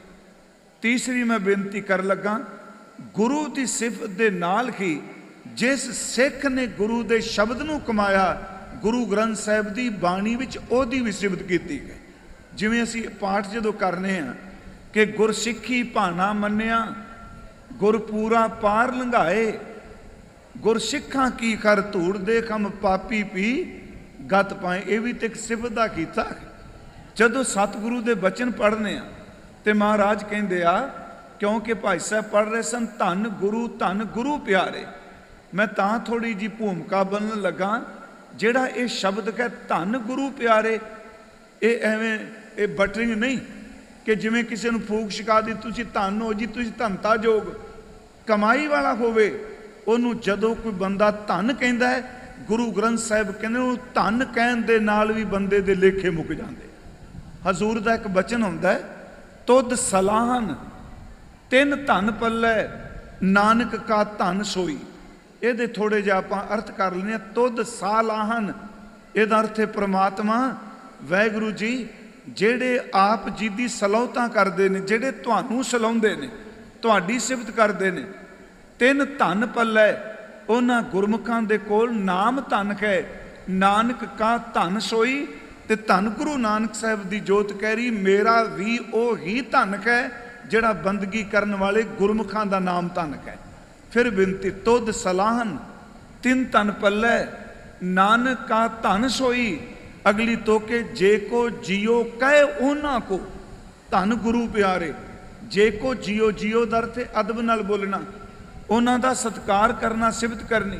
जे को जियो कहे उन्हां को जम की तलब ना होई, उन्हों जमा दा वाह नहीं पैंदा जिहड़ा रब दे प्यारियां नूं धनता जो कहंदा है। इस तो अगली बेनती, हजूर दा असीं मंगल कीता, आप ये पाठ रोज़ कर दो सुखमनी साहिब विच। ओ धनवंत कुलवंत पतवंत, क्योंकि मेरी इच्छा सी धन बाबा बुढ़ा साहब जी की सच ये जे। अज मैं सुबह भी क्या गुरमुख प्यारे प्रचारक वीर बैठे आ, तीन किताबां कह लो, 3 या 4। वो एडा वड्डा सिख, अज तुसीं वेखो अपने अपने बाबियां दे एडे एडे ग्रंथ लिखे आ। वो जिस महापुरख ने 5 पातशाहियां नूं गुरियाई दा तिलक दिता, जिस सतगुरु की सेवा विच उन्होंने सच ये वे कि 113 साल 125 सालों विचों सिर्फ सिक्खी कमाई। अज साडे तुसी अपनी स्टाल ते जे के दे जाके पुछ लो किन्ना को बाबा जी बारे छापिया, कुछ भी नहीं। एक मंगल सिंह उपदेशक का सिर्फ ग्रंथ है जिहड़ा कविता भी है तो वार्तक भी है। एक नावल छोटा जिहा मेरी नज़र चों लंघिया ते गुरमुखो एक सिर्फ है वो किताब छपनी चाहिए। उस किताब नूं ज्ञानी खरी सिंह सलार होना ने छापिया है ते खास करके वो कत्थू नंगल तो काफ़ी समा इत्थे बाबा जी दे बारे तस्दीक करके उन्हें छापिया। ये किताब अजकल मिलती नहीं, नैट दे उत्ते पई है, मैनू किसी ने दिती कढ़ के उहदे चों। तकरीबन उन्होंने गुरु नानक साहब तो लैके रमदास तक, बाबा बुढ़ा साहब दे चलाने तक एक एक गुरु नाल संबंधित बाबा जी की हिस्टरी दी हुई है। पर मेरी हाथ जोड़ बेनती है कि उन्होंने बारे होर भी खोज करके ਮੈਂ ਫਿਰ ਵਿਸ਼ੇ ਤੋਂ ਦੂਰ ਨਾ ਜਾਵਾਂ ਕਿ ਅਸੀਂ ਇਹ ਬਚਨ ਗੁਰੂ ਅਰਜੁਨ ਦੇਵ ਦਾ ਪੜ੍ਹ ਰਹੇ ਸਾਂ। ਉਹੀ ਧਨਵਾਨ ਹੈ, ਉਹੀ ਉੱਚੀ ਕੁੱਲ ਵਾਲਾ ਹੈ, ਉਹੀ ਪਤ ਵਾਲਾ। ਕੌਣ? ਜਿਸ ਦੇ ਹਿਰਦੇ ਵਿੱਚ ਪਰਮਾਤਮਾ ਦਾ ਨਾਮ ਹੈ। ਉਹ ਧਨਵੰਤ, ਕੁਲਵੰਤ, ਪਤਵੰਤ, ਜੀਵਨ ਮੁਕਤ, ਜਿਸ ਹਿਰਦੈ ਭਗਵੰਤ। ਧਨ ਧਨ ਧਨ ਜਨ ਆਇਆ, ਧਨ ਗੁਰੂ ਪਿਆਰੇ। ਧਨ ਧਨ ਧਨ ਜਨ ਆਇਆ, ਜਿਸ ਪ੍ਰਸਾਦ ਸਭ ਜਗਤ ਤਰਾਇਆ। ਬੜੇ ਸੌਖੇ ਅਰਥ ਨੇ। ਜਿਹਦੀ ਕਿਰਪਾ ਨਾਲ ਜਗਤ ਤਰਦਾ ਹੈ। ਜਨ ਆਮਨ ਕਾ ਇਹ ਹੈ ਸੁਆਓ। ਉਹਦਾ ਮਕਸਦ ਕੀ ਹੈ? ਜਨ ਕੈ ਸੰਗ ਚਿਤ ਆਵੈ ਨਾਉ, ਆਪ ਮੁਕਤ ਮੁਕਤ ਕਰੈ ਸੰਸਾਰ। ਆਖੇ ਧੰਨ ਗੁਰੂ ਪਿਆਰੇ, ਆਪ ਮੁਕਤ ਮੁਕਤ ਕਰੈ ਸੰਸਾਰ। ਨਾਨਕ ਤਿਸ ਜਨ ਕੋ ਸਦਾ ਨਮਸਕਾਰ। ਚਲੋ ਅੱਜ ਅਸੀਂ ਬਾਬਾ ਜੀ ਦੇ ਉਸ ਜਨਮ ਪਿੰਡ ਵਿੱਚ ਬੈਠੇ ਹਾਂ, ਜਿਸ ਮਿੱਟੀ ਨੇ, ਜਿਸ ਪਿੰਡ ਨੇ ਏਡੀ ਵੱਡੀ ਮਹਾਨ ਸ਼ਖਸੀਅਤ ਨੂੰ ਜਨਮ ਦਿੱਤਾ ਹੈ। ਕਿਉਂਕਿ ਹਿਸਟਰੀ ਤੋਂ ਆਪ ਜਾਣੂ ਹੋ ਕਿ ਧੰਨ ਬਾਬਾ ਬੁੱਢਾ ਸਾਹਿਬ ਜੀ, ਉਹਨਾਂ ਦੇ ਸਨਮਾਨਯੋਗ ਪਿਤਾ ਉਹ ਬਾਬਾ ਸੁੱਘਾ ਰੰਧਾਵਾ ਜੀ, ਮਾਤਾ ਗੋਰਾਂ ਦੀ ਕੁੱਖ ਚੋਂ ਧੰਨ ਬਾਬਾ ਬੁੱਢਾ ਸਾਹਿਬ ਜੀ ਦਾ ਜਨਮ ਜਿਹੜਾ ਹੈ ਇਸ ਧਰਤੀ ਦੇ ਉੱਤੇ ਹੋਇਆ ਹੈ। ਤੇ ਇੱਕ ਹੋਰ ਬੇਨਤੀ, ਜਿਸ ਧਰਤੀ ਤੇ ਬੰਦਗੀ ਇਬਾਦਤ ਵਾਲੇ ਦਾ ਜਨਮ ਹੁੰਦਾ ਹੈ, ਮੇਰੀ ਫਿਰ ਅਰਜ਼ ਹੈ, ਉਸ ਧਰਤੀ ਵੀ ਪਰਮਾਤਮਾ ਦੀ ਕਿਰਪਾ ਨਾਲ ਨਿਵਾਜੀ ਹੁੰਦੀ ਹੈ। ਮੈਂ ਸਵੇਰੇ ਇੱਕ ਬੇਨਤੀ ਕੀਤੀ, ਗੁਰੂ ਨਾਨਕ ਪ੍ਰਕਾਸ਼ ਵਿੱਚ, ਸਾਖੀਆਂ ਵਿੱਚ, ਔਰ ਖਾਸ ਕਰਕੇ ਸਿੱਖਾਂ ਦੀ ਭਗਤਮਾਲ ਦੇ ਵਿੱਚ ਬਾਬਾ ਬੁੱਢਾ ਸਾਹਿਬ ਦੇ ਸੰਬੰਧ ਸਾਨੂੰ ਕਾਫੀ ਸਮੱਗਰੀ ਮਿਲ ਜਾਂਦੀ ਹੈ। ਸਵੇਰੇ ਮੈਂ ਕਿਹਾ ਕਿ ਮਾਪਿਆਂ ਨੇ ਨਾਮ ਇਸ ਧਰਤੀ ਤੇ ਉਹਨਾਂ ਨੇ ਰੱਖਿਆ ਸੀ ਭਾਈ ਬੂੜਾ ਜੀ। ਆਪਾਂ ਬਾਬਾ ਬੁੱਢਾ ਸਾਹਿਬ ਜੀ ਕਹਿੰਦੇ ਆ, ਉਹਨਾਂ ਨਾਮ ਰੱਖਿਆ ਭਾਈ ਬੂੜਾ ਜੀ। ਤੇ ਦੋ ਰੰਧਾਵੇ ਸਿੱਖਾਂ ਦਾ ਜ਼ਿਕਰ ਭਾਈ ਗੁਰਦਾਸ ਸਾਹਿਬ ਨੇ ਆਪਣੀ ਰਚਨਾ ਵਿੱਚ ਕੀਤਾ ਹੈ। ਹੁਣ ਇਹਨੂੰ ਜਾਤ ਨਾਲ ਜੋੜ ਕੇ ਨਾ ਦੇਖਿਓ, ਉਹ ਸੱਭਰਵਾਲ ਦਾ ਵੀ ਜ਼ਿਕਰ ਕਰਦੇ ਨੇ, ਪਾਰੋ ਜੁਲਕਾ ਪਰਮਹੰਸ ਜੁਲਕਾ ਸ਼ਬਦ ਵੀ ਵਰਤਦੇ ਨੇ। ਉਹ ਜਦੋਂ ਜ਼ਿਕਰ ਕਰਦੇ ਆ ਤੇ ਇੱਕ ਤੁਕ ਉਹਨਾਂ ਨੇ ਤੁਹਾਡੇ ਦੇ ਇਸ ਇਲਾਕੇ ਦੇ, ਕਿਉਂਕਿ ਇੱਕ ਤਾਂ ਪੱਖੋ ਕੇ ਰੰਧਾਵੇ ਅਜਿੱਤਾ ਰੰਧਾਵਾ ਤੇ ਦੂਸਰਾ ਬਾਬਾ ਬੁੱਢਾ ਜੀ, ਉਹਨਾਂ ਦੋ ਰੰਧਾਵੇ ਸਿੱਖਾਂ ਨੂੰ, ਫਿਰ ਮੈਂ ਕਹਾਂਗਾ ਨੂੰ ਕਮਿਊਨਿਟੀ ਨਾਲ ਜੋੜ ਕੇ ਨਾ ਦੇਖਿਓ, ਦੋ ਰੰਧਾਵਿਆਂ ਦਾ ਜ਼ਿਕਰ ਕੀਤਾ ਹੈ। ਅਜਿੱਤਾ ਰੰਧਾਵਾ ਭਲਾ ਹੈ, ਬੂੜਾ ਬੁੱਢਾ ਇੱਕ ਮੰਤਿਆਵੈ। ਇੱਕ ਉਹਨਾਂ ਸ਼ਬਦ ਵਰਤਿਆ ਅਜਿੱਤਾ ਰੰਧਾਵਾ ਤੇ ਦੂਸਰਾ ਸ਼ਬਦ ਵਰਤਿਆ ਬੂੜਾ। ਬਾਬਾ ਜੀ ਦਾ ਨਾਮ ਪਹਿਲਾ, ਭਾਈ ਬਾਬਾ ਜੀ ਦਾ ਨਾਮ ਬੂੜਾ। ਉਸ ਤੋਂ ਬਾਅਦ ਧੰਨ ਬਾਬਾ ਬੁੱਢਾ ਸਾਹਿਬ ਜੀ ਦਾ ਦੂਸਰਾ ਨਾਮ ਜਿਹੜਾ ਗੁਰੂ ਨੇ ਬਖਸ਼ਿਸ਼ ਕਰ ਦਿੱਤਾ, ਉਹਨਾਂ ਨੇ ਵੀ ਨਾਲ ਉਹ ਵੀ ਲਿਖੇ। ਫਿਰ ਤੁਕ ਸੁਣਿਓ, ਅਜਿੱਤਾ ਰੰਧਾਵਾ ਭਲਾ ਹੈ, ਰੰਧਾਵਿਆਂ ਵਾਲਾ ਅਜਿੱਤਾ ਬੜਾ ਭਲਾ ਹੈ। ਤੇ ਉਸ ਤੋਂ ਬਾਅਦ ਬੂੜਾ, ਇਹਦਾ ਮਤਲਬ ਹੋ ਗਿਆ ਬਾਬਾ ਬੂੜਾ ਜੀ, ਬਾਬਾ ਜੀ ਦਾ ਪਹਿਲਾ ਨਾਮ। ਬੁੱਢਾ ਇੱਕ ਮਨ ਧਿਆਵੈ, ਅੱਧੀ ਤੁਕ ਵਿੱਚ ਕਿਹਾ ਹੈ ਕਿ ਭਾਈ ਬੂੜਾ ਜਿਹਨੂੰ ਗੁਰੂ ਨਾਨਕ ਸਾਹਿਬ ਨੇ ਬੁੱਢਾ ਬਣਾ ਦਿੱਤਾ, ਉਹ ਇੱਕ ਮਨ ਹੋ ਕੇ ਇਕਾਗਰਤਾ ਨਾਲ ਭਗਤੀ ਕਰਦੇ ਆ। ਮੈਂ ਇਹ ਇਤਿਹਾਸ ਵਿੱਚੋਂ ਬੇਨਤੀ ਕਰਾਂਗਾ ਇੱਕ ਹੋਰ, ਕਿਉਂਕਿ ਮੇਰੀ ਇੱਛਾ ਹੈ ਬਾਬਾ ਜੀ ਦੇ ਸਥਾਨ ਤੇ ਆਏ ਆ ਤੇ ਮੈਂ ਪੰਛੀ ਝਾਤ ਗੁਰੂ ਨਾਨਕ ਸਾਹਿਬ ਦੇ ਮਿਲਾਪ ਤੋਂ ਲੈ ਕੇ ਆਪ ਜੀ ਨੂੰ ਰਮਦਾਸ ਤੱਕ ਲਿਜਾਣਾ ਚਾਹੁੰਦਾ ਮੈਂ, ਪੰਛੀ ਝਾਤ, ਕਿਉਂਕਿ ਸਾਡੀ ਸੁਰਤ ਉਧਰ ਚੱਲੇ। ਗੁਰੂ ਨਾਨਕ ਸਾਹਿਬ ਨੂੰ 12 ਸਾਲ ਦੀ ਉਮਰ 'ਚ ਮਿਲਦੇ ਆ, ਕਈਆਂ ਨੇ 11 ਸਾਲ ਲਿਖੇ। ਮੈਂ ਇਸ ਕਰਕੇ ਦੋਨੋਂ ਵੇਰਵੇ ਦੇ ਦੇਣਾ ਹੁੰਨਾ। 12 ਸਾਲ ਦੀ ਉਮਰ 'ਚ ਮਿਲਦੇ ਆ। ਹਜ਼ੂਰ ਸੱਚੇ ਪਾਤਸ਼ਾਹ ਜੀ ਨੂੰ ਆਪਣੇ ਵੱਲੋਂ ਦੁੱਧ ਭੇਟਾ ਕਰਦੇ ਆ, ਮਹਾਰਾਜ ਪ੍ਰਸੰਨ ਹੁੰਦੇ ਆ। ਧੰਨ ਗੁਰੂ ਨਾਨਕ ਸਾਹਿਬ ਮਹਾਰਾਜ ਉਹਨਾਂ ਨੂੰ ਭਾਈ ਬਾਲੇ ਵਾਲੀ ਜਨਮ ਸਾਖੀ 'ਚ ਤੇ ਗੁਰਪ੍ਰਤਾਪ ਸੂਰਜ ਮਿਲਣ ਦਾ ਸਵਾਦ ਦੇ ਹੋਰ ਸ਼ਬਦ ਕਹੇ ਆ। ਤੇ ਭਾਈ ਮਨੀ ਸਿੰਘ ਹੁਣਾਂ ਨੇ ਬਾਬਾ ਜੀ, ਬਾਬਾ ਬੁੱਢਾ ਸਾਹਿਬ ਜੀ ਤੇ ਗੁਰੂ ਨਾਨਕ ਸਾਹਿਬ ਦੀ ਮਿਲਣੀ ਦਾ ਜ਼ਿਕਰ ਕਰਦਿਆਂ ਅਧਿਆਤਮਿਕ ਗੱਲਾਂ ਦਾ ਵੀ ਸੰਵਾਦ ਕੀਤਾ ਹੈ। ਜਿਵੇਂ ਭਾਈ ਮਨੀ ਸਿੰਘ ਦੀ ਸਿੱਖਾਂ ਦੀ ਭਗਤਮਾਲ ਜ਼ਰੂਰ ਪੜ੍ਹਿਓ, ਜਿਹੜੇ ਗੁਰਮੁਖ ਪਿਆਰੇ ਕਥਾ ਕਰਦੇ ਆ, ਜੇ ਪੜ੍ਹੀ ਹੋਵੇ ਤੇ ਨਮਸਕਾਰ। ਸਿੱਖਾਂ ਦੀ ਭਗਤਮਾਲ ਉਹ ਹੈ ਜਿਸ ਵਿੱਚ ਗੁਰੂ ਨਾਨਕ ਸਾਹਿਬ ਤੋਂ ਲੈ ਕੇ 6ਵੇਂ ਪਾਤਸ਼ਾਹ ਤੱਕ ਜਿਹੜੇ ਸਿੱਖ ਹੋਏ ਆ, ਜਿਨ੍ਹਾਂ ਦਾ ਜ਼ਿਕਰ ਭਾਈ ਗੁਰਦਾਸ ਸਾਹਿਬ ਨੇ ਕੀਤਾ ਹੈ, ਉਹਨਾਂ ਦੇ ਨਾਵਾਂ ਦੀ ਵਿਆਖਿਆ ਇਹ ਕੌਣ ਸਨ, ਇਹਨਾਂ ਦਾ ਕੀ ਸੰਬੰਧ ਸੀ ਗੁਰੂ ਨਾਲ, ਕਿਹੜੇ ਬਚਨ ਬਿਲਾਸ ਕੀਤੇ, ਇਹ ਸਿੱਖਾਂ ਦੀ ਜਿਹੜੀ ਭਗਤ ਮਾਲਕ ਹੈ ਇਹ ਬਾਅਦ ਵਿੱਚ ਨਾਮ ਰੱਖਿਆ। ਅਸਲ 'ਚ ਉਹਨਾਂ ਇੱਕ ਇੱਕ ਸਿੱਖ ਦਾ ਜ਼ਿਕਰ ਕੀਤਾ ਹੈ। ਜਦੋਂ ਬਾਬਾ ਬੁੱਢਾ ਜੀ ਦਾ ਜ਼ਿਕਰ ਚੱਲਦਾ ਸਿੱਖਾਂ ਦੀ ਭਗਤ ਮਾਲ 'ਚ, ਉੱਥੇ ਬਾਬਾ ਜੀ ਮਿਲਦੇ ਆ ਗੁਰੂ ਨਾਨਕ ਸਾਹਿਬ ਜੀ ਨੂੰ। ਮੈਂ ਸਵੇਰੇ ਵੀ ਕਿਹਾ ਇੱਥੇ ਪ੍ਰੋਬਲਮ ਖੜੀ ਹੋ ਜਾਂਦੀ, ਬੱਕਰੀਆਂ ਚਾਰਦੇ ਸਨ ਕਿ ਮੱਝਾਂ ਚਾਰਦੇ ਸਨ। ਇਹ ਬੜਾ ਕਈ ਵਾਰੀ ਬੰਦੇ ਸਾਡੇ ਫਿਰ ਇੰਨੀ ਕਿ ਖਿੱਚਦੇ ਆ ਵੀ ਬੋਲਣ ਵਾਲੇ ਦੀ ਬੱਸ ਹੀ ਕਰਾ ਦਿੰਦੇ ਆ। ਹੁਣ ਸਿੱਧੀ ਗੱਲ ਵੀ ਮੈਨੂੰ ਸਿੱਧਾ ਪਤਾ, ਆਪਾਂ ਪਿੰਡਾਂ 'ਚ ਮੱਝਾਂ ਚਾਰਦੇ ਹਾਂ, ਕਈ ਵਾਰੀ ਜ਼ਿਮੀਂਦਾਰਾਂ ਦੇ ਘਰਾਂ ਮੱਝਾਂ ਵੀ ਹੁੰਦੀਆਂ ਸਨ, 5-7 ਬੱਕਰੀਆਂ ਵੀ ਨਾਲ ਤੁਰੀ ਲਈ ਫਿਰਦੇ ਹੁੰਦੇ ਸਨ। ਹੁਣ ਕਿਸੇ ਨੇ ਬੱਕਰੀਆਂ ਕਹਿਤੀਆਂ, ਕਿਸੇ ਨੇ ਮੱਝਾਂ ਕਹਿਤੀਆਂ। ਗੱਲ ਇਹ ਜੀ, ਬਾਬਾ ਜੀ ਗੁਰੂ ਨਾਨਕ ਸਾਹਿਬ ਨੂੰ ਮਿਲਦੇ ਆ, ਉਹਨਾਂ ਦੇ ਦੀਦਾਰ ਕਰਦੇ ਆ, ਪਹਿਲੇ ਦਿਨ ਦਰਸ਼ਨ ਕਰਕੇ ਚਲੇ ਜਾਂਦੇ ਆ। ਤੇ ਭਾਈ ਬਾਲਾ ਜੀ, ਮੈਨੂੰ ਪਤਾ, ਮੈਂ ਸਵੇਰੇ ਵੀ ਕਿਹਾ, ਧੱਕੇ ਨਾਲ ਭਾਈ ਮਰਦਾਨਾ ਨਾਲ ਉੱਥੇ ਜੋੜਦੇ ਆ। ਆਪ ਜਨਮ ਸਾਖੀ 'ਚ ਪੜੋ, ਭਾਈ ਬਾਲਾ ਹੈ। ਪਿੱਛੇ ਜੇ ਇੱਕ ਸਿੰਘ ਨੇ ਜੀ ਕਿਤਾਬ ਲਿਖੀ ਅਮਰੀਕਾ 'ਚ, ਜਾਣਦੇ ਹੋਣਗੇ, ਡਾਕਟਰ ਪੰਨੂ ਭੈਣ ਜੀ ਬੈਠੇ ਆ। ਉਸ ਬੰਦੇ ਨੇ ਸਿੱਧ ਕਰ ਦਿੱਤਾ ਭਾਈ ਬਾਲੇ ਦਾ ਜਨਮ ਸਥਾਨ, ਭਾਈ ਬਾਲਾ ਸਾਹਿਬ ਦਾ ਚਲਾਣਾ। ਇੱਥੋਂ ਤੱਕ ਉਹਨੇ ਉਹ ਵੀ ਤਸਵੀਰਾਂ ਲਾ ਦਿੱਤੀਆਂ ਨੇ ਜਿਹੜਾ ਨਨਕਾਣਾ ਸਾਹਿਬ ਦੀ ਧਰਤੀ ਤੇ ਭਾਈ ਬਾਲੇ ਦਾ ਖੂਹ ਹੈ, ਚੰਦਰਪਾਨ ਸੰਧੂ ਦਾ। ਉੱਥੇ ਅੱਜ ਕੱਲ੍ਹ ਕਬਰਾਂ ਉਹਨਾਂ ਨੇ ਬਣਾ ਦਿੱਤੀਆਂ ਨੇ।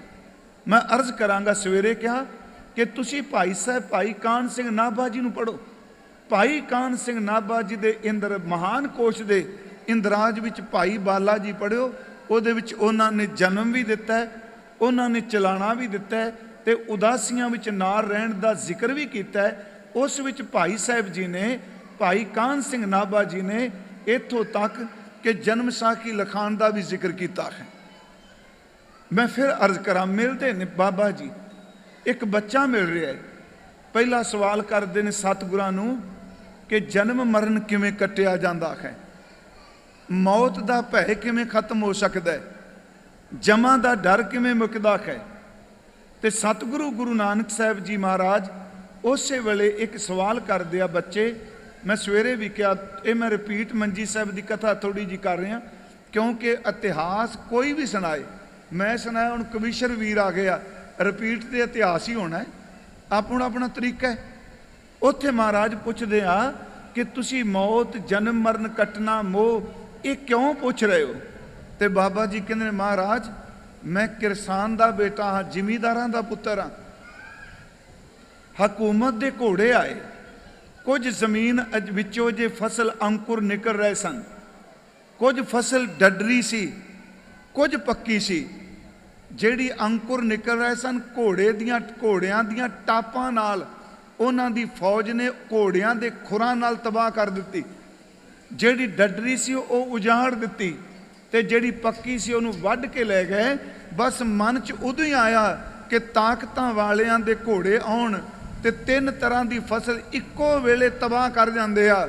ਮੌਤ ਦਾ ਕੀ ਪਤਾ ਹੈ, ਇਹ ਦੁੱਧ ਚੁੰਗਦੇ ਬੱਚੇ ਨੂੰ ਵੀ ਲਿਜਾ ਸਕਦੀ ਹੈ। ਕੀ ਪਤਾ ਮੌਤ ਭਰ ਜਵਾਨੀ 'ਚ ਲੈ ਜਾਏ, ਕੀ ਪਤਾ ਹੈ ਕਿ ਮੌਤ ਜਵਾਨੀ ਦਾ ਵਕਤ ਵੀ ਨਾ ਦੇਖਣ ਦੇ। ਪਰ ਨਾਲ ਕਹਿੰਦੇ ਨੇ ਜਦੋਂ ਫਸਲ ਪੱਕ ਗਈ, ਬੁਢੇਪੇ ਵਿੱਚ ਤਾਂ ਆਉਣੀ ਆਉਣੀ ਹੈ ਨਾ। ਉਂਝ ਵੈਸੇ ਬਾਣੀ ਦਾ ਵੀ ਬਚਨ ਹੈ, ਹਰੀ ਨਾਹੇ ਨਾ ਡੱਡਰੀ, ਪੱਕੀ ਵੱਢਣ ਹਾਰ, ਲੈ ਲੈ ਦਾਤ ਪਹੋਤਿਆ ਲਾਵੇ ਕਰ ਤਿਆਰ। ਮਹਾਰਾਜ ਜੀ ਨੇ ਜਦੋਂ ਇਹ ਸ਼ਬਦ ਕਿਹਾ ਜੀ, ਭਾਈ ਬੂੜਾ ਜੀ, ਉਸ ਵੇਲੇ ਭਾਈ ਬੂੜਾ ਨੇ ਜਦੋਂ ਇਹ ਸ਼ਬਦ ਕਿਹਾ ਤੇ ਮਹਾਰਾਜ ਜੀ ਨੇ ਕਿਹਾ, ਬੱਚਾ ਉਮਰ ਤੇਰੀ ਨਿਆਣਿਆਂ ਵਾਲੀ ਹੈ, ਪਰ ਗੱਲਾਂ ਤੁਸੀਂ ਬੁੱਢਿਆਂ ਵਾਲੀਆਂ ਕਰਦੇ ਹੋ। ਮੈਂ ਸਵੇਰੇ ਇੱਕ ਬੇਨਤੀ ਕੀਤੀ ਸੀ ਕਥਾ 'ਚ, ਇੱਕ ਬੁਢੇਪਾ ਦੁੱਖ ਹੈ, ਪਰ ਬਾਬਾ ਬੁੱਢਾ ਜੀ ਨੂੰ ਜਿਹੜਾ ਸ਼ਬਦ ਕਿਹਾ ਵੀ ਤੁਸੀਂ ਬੁੱਢੇ ਹੋ, ਇਹ ਦੁੱਖ ਨਹੀਂ, ਇਹ ਅਸਲ 'ਚ ਅੰਦਰ ਦੀ ਰੂਹਾਨੀਅਤ ਦਾ ਸ਼ਿਖਰ ਹੈ। ਸਵੇਰੇ ਮੈਂ ਕਿਹਾ, ਇੱਕ ਬੁੱਢਾਪਨ ਉਹ ਹੋਵੇ ਜਿਹਨੂੰ ਗੁਰੂ ਗ੍ਰੰਥ ਸਾਹਿਬ ਕਹਿੰਦੇ, ਬੁੱਢਾ ਹੋਵਾ ਸ਼ੇਖ ਫਰੀਦ ਕੰਬਣ ਲੱਗੀ ਦੇ, ਜੇ 100 ਵਰਿਆਂ ਜੀਵਣਾ ਪੀਤਨ ਹੋਸੀ ਖੇ। ਇਹ ਵੀ ਬੁਢੇਪਾ ਹੈ। ਇੱਕ ਬੁਢੇਪਾ ਹੈ ਬਿਰਧ ਭਇਓ ਸੂਝੈ ਨਹੀਂ, ਕਾਲ ਪਹੁੰਚਿਓ ਆਨ, ਕਹੋ ਨਾਨਕ ਨਰ ਬਾਵਰੇ ਕਿਉਂ ਨਾ ਭਜੈ ਭਗਵਾਨ। ਇਹ ਵੀ ਤਾਂ ਬੁੱਢਾ ਹੈ ਨਾ, ਇਹ ਵੀ ਸ਼ਲੋਕ ਬੁਢੇਪੇ ਦੀ ਗੱਲ ਕਰ ਰਿਹਾ। ਤੀਸਰਾ ਅਸੀਂ ਪੜ੍ਹਦੇ ਹਾਂ, ਨੈਨੋ ਨੀਰ ਬਹਿ ਤਨ ਖੀਨਾ, ਭੈ ਕੇਸ ਦੁਦਵਾਨੀ ਰੂਧਾ ਕੰਠ ਸ਼ਬਦ ਨੇ ਉਚਰੈ ਅਬ ਕਿਆ ਕਰੈ ਪ੍ਰਾਨੀ। ਇਹ ਵੀ ਤੇ ਬੁਢੇਪਾ ਹੈ ਨਾ। ਇੱਕ ਭਾਈ ਸਾਹਿਬ ਕਹਿੰਦੇ ਹੋਰ ਬੁਢੇਪਾ ਹੈ, ਘਰ ਬਜ਼ੁਰਗੀ ਬਾਏ ਦਤ ਕੁਨ ਬੰਦਗੀ, ਬੰਦਗੀ ਕੁਨ ਬੰਦਗੀ ਕੁਨ ਬੰਦਗੀ। ਜੇ ਤੂੰ ਬੁੱਢਾ ਬਣਨਾ ਚਾਹਨਾ ਹੈ, ਬਜ਼ੁਰਗ ਬਣਨਾ ਚਾਹਨਾ ਹੈ, ਤੇ ਪ੍ਰਮਾਤਮਾ ਦੀ ਬੰਦਗੀ ਕਰ, ਕਿਉਂਕਿ ਬੰਦਗੀ ਕਰਨ ਵਾਲੇ ਇੱਕ ਦਿਨ ਬਜ਼ੁਰਗ ਹੋ ਜਾਂਦੇ ਆ। ਮੈਂ ਫਿਰ ਅਰਜ਼ ਕੀਤੀ ਸੀ ਬੁੱਢੇ ਦਾ ਅਰਥ ਕੇਵਲ ਤਨ ਨਾਲ ਢਾਲ ਕੇ ਨਾ ਦੇਖਿਓ। ਇੱਥੇ ਬੁੱਢਾ ਸ਼ਬਦ ਬੜਾ ਉੱਚਾ ਹੈ। ਬਾਬਾ ਬੁੱਢਾ ਸਾਹਿਬ ਜੀ ਉੱਥੇ ਮਿਲਦੇ ਆ। ਹੁਣ ਅਗਲਾ ਸਵਾਲ, ਮਹਾਰਾਜ ਕਹਿੰਦੇ ਨੇ ਤੁਸੀਂ ਸਿਮਰਨ ਕਰਿਆ ਕਰੋ, ਸ਼ਬਦ ਨਾਲ ਜੁੜੋ, ਬਾਣੀ ਨਾਲ ਜੁੜੋ। ਉੱਥੇ ਬਾਬਾ ਬੁੱਢਾ ਸਾਹਿਬ ਜੀ ਕਹਿੰਦੇ ਆ, ਬਾਬਾ ਜੀ ਸੁਣਿਓ ਕਿ ਬਾਣੀ ਥੋੜੀ ਜਿਹੀ ਇਕਾਗਰਤਾ ਜੇ ਬਖਸ਼ ਦਿਓ ਨਾ, ਕਿਉਂਕਿ ਮਨ ਟਿਕਦਾ ਨਹੀਂ ਪਿਆ। ਇੱਕ ਤਾਂ ਆਵਾਜ਼ ਜਿਹੜੀ ਉਹ ਕੰਨਾਂ ਨੂੰ ਖਾਂਦੀ ਪਈ ਮੇਰਿਆਂ ਨੂੰ, ਤੇ ਥੋੜੀ ਜਿਹੀ ਪਲੀਜ਼। ਮੈਂ ਆਇਆ ਸਾਂ ਬੜੀ ਇੱਕ ਭਾਵਨਾ ਨਾਲ ਵੀ ਇੱਥੇ ਬਾਬਾ ਜੀ ਦੀ ਗੱਲ ਕਰਕੇ ਜਾਵਾਂਗੇ। ਖੈਰ ਉਹ ਪੁੱਛਦੇ ਆ ਜੀ ਬਾਣੀਆਂ ਕਿੰਨੀਆਂ ਨੇ, ਤੇ ਮਹਾਰਾਜ ਸੱਚੇ ਪਾਤਸ਼ਾਹ ਕਹਿੰਦੇ ਨੇ 4 ਬਾਣੀਆਂ ਨੇ। ਸੁਣਿਓ, ਇੱਕ ਹੈ ਬੈਖਰੀ, ਦੂਸਰੀ ਹੈ ਮੱਧਮਾ, ਤੀਸਰੀ ਹੈ ਪਸੰਤੀ, ਤੇ ਚੌਥੀ ਹੈ ਪਰਾ। ਇਹ 4 ਬਾਣੀਆਂ ਜਿਹੜੀਆਂ ਪੜ੍ਹਨੇ ਆਪਾਂ। ਇਹਨੂੰ ਇਸ ਬਾਣੀ ਨੂੰ ਇਸ ਤਰ੍ਹਾਂ ਨਹੀਂ ਜੋੜਨਾ ਕਿ ਜਪਜੀ ਸਾਹਿਬ ਦੀ ਬਾਣੀ। ਅਸਲ 'ਚ ਜਿਹੜੀਆਂ 4 ਬਾਣੀਆਂ ਨੇ, ਜਦੋਂ ਅਸੀਂ ਬੋਲਨੇ ਆ, ਸਾਡੀ ਨਾਭੀ ਤੋਂ ਸਵਾਸ ਜਦੋਂ ਚੱਲਦਾ ਹੈ ਉੱਪਰ ਨੂੰ, ਜਿਹੜੀ ਪਰਾ ਬਾਣੀ ਹੈ ਉਹ ਕਿਹਾ ਜਾਂਦਾ ਨਾਭੀ ਵਿੱਚ ਹੈ। ਜਿਹੜੀ ਪਸੰਤੀ ਬਾਣੀ ਹੈ ਉਹ ਹਿਰਦਾ ਹੈ। ਮੱਧਮਾ ਜਿਹੜਾ ਹੈ ਉਹ ਬੁੱਲ ਨਹੀਂ ਫਰਕ ਦੇ ਗਲੇ ਵਿੱਚ ਹੈ। ਤੇ ਬੈਖਰੀ ਉਹਨੂੰ ਕਹਿੰਦੇ ਆ ਜੋ ਆਪਾਂ ਜ਼ਬਾਨ ਨਾਲ ਬੋਲਨੇ ਆ। ਬੈਖਰੀ, ਮੱਧਮਾ, ਪਸੰਤੀ ਤੇ ਪਰਾ। ਬਾਬਾ ਬੁੱਢਾ ਸਾਹਿਬ ਜੀ ਪੁੱਛਦੇ ਆ ਤੇ ਮੈਂ ਕਿਹੜੀ ਬਾਣੀ 'ਚ ਬੈਠ ਕੇ ਜਪਾਂ? ਤੇ ਗੁਰੂ ਨਾਨਕ ਸਾਹਿਬ ਕਹਿੰਦੇ ਆ ਕਿ ਤੁਸੀਂ ਪਰਾ ਬਾਣੀ ਵਿੱਚ ਨਾਮ ਜਪਣਾ ਹੈ। ਇਸ ਅਰਜ਼ ਨੂੰ ਸੁਣਿਓ, ਗੁਰੂ ਗ੍ਰੰਥ ਸਾਹਿਬ 'ਚ ਸਾਰੀਆਂ ਗੱਲਾਂ ਨੇ। ਪਰਾ ਦਾ ਮਤਲਬ ਹੈ ਨਾਭੀ ਵਿੱਚ। ਇੱਥੋਂ ਤੱਕ ਕਿ ਕਬੀਰ ਸਾਹਿਬ ਨੇ ਕਿਹਾ ਮੇਰਾ ਤੇ ਪ੍ਰਮਾਤਮਾ ਦਾ ਜਦੋਂ ਮਿਲਾਪ ਹੋਇਆ, ਸਾਡੇ ਮਿਲਾਪ ਵਾਲੀ ਥਾਂ ਉਹਨਾਂ ਨਾਭੀ ਦਾ ਜ਼ਿਕਰ ਕੀਤਾ। ਨਾਭ ਕਮਲ ਮੈਂ ਬੇਦੀ ਰਚ ਲੈ, ਬ੍ਰਹਮ ਗਿਆਨ ਉਚਾਰਾ, ਰਾਮ ਰਾਏ ਸੋ ਭਾਵਰ ਰਾਮ ਰਾਏ ਸੋ। ਉਸ ਪ੍ਰਮਾਤਮਾ ਜਿਹੜਾ ਉਹ ਕੰਤ ਸਾਨੂੰ ਮਿਲਿਆ ਹੈ, ਅਸੀਂ ਉਹਦੇ ਨਾਲ ਫੇਰੇ ਲਏ ਨੇ ਨਾਭੀ ਵਿੱਚ। ਬਾਬਾ ਸਾਹਿਬ ਜੀ ਕਹਿੰਦੇ ਨੇ ਅਸਲ 'ਚ ਇਹ ਬੈਕਰੀ ਤੋਂ ਅਵਸਥਾ ਸ਼ੁਰੂ ਹੋਈ ਹੈ। ਰਾਮ ਰਾਏ ਸੋ ਦੁਲਗੋ ਪਾਇਆ, ਅਸਬੜ ਭਾਗ ਹਮਾਰਾ, ਕਬੀਰ ਜੀ ਕਹਿੰਦੇ ਆ। ਮੈਂ ਬੇਨਤੀ ਕਰਾਂ, ਨਾਭੀ ਵਿੱਚ ਨਾਮ ਜਪਣਾ, ਪਰਾ ਬਾਣੀ ਵਿੱਚ ਨਾਮ ਜਪਣਾ, ਇਹ ਬ੍ਰਹਮ ਗਿਆਨੀ ਦੀ ਅਵਸਥਾ ਹੁੰਦੀ ਹੈ। ਅਸੀਂ ਜ਼ਬਾਨ ਤੋਂ ਬੋਲਨੇ ਆ ਬੈਕਰੀ ਹੈ। ਬਾਬਾ ਬੁੱਢਾ ਸਾਹਿਬ ਜੀ ਨੇ ਜੀ 1506 ਨੂੰ ਇੱਥੇ ਜਨਮ ਹੋਇਆ। ਮੇਰਾ ਖਿਆਲ ਹੈ ਤੁਸੀਂ ਇਹੀ ਦਿਨ ਮਨਾਉਂਦੇ ਹੋਵੋਗੇ।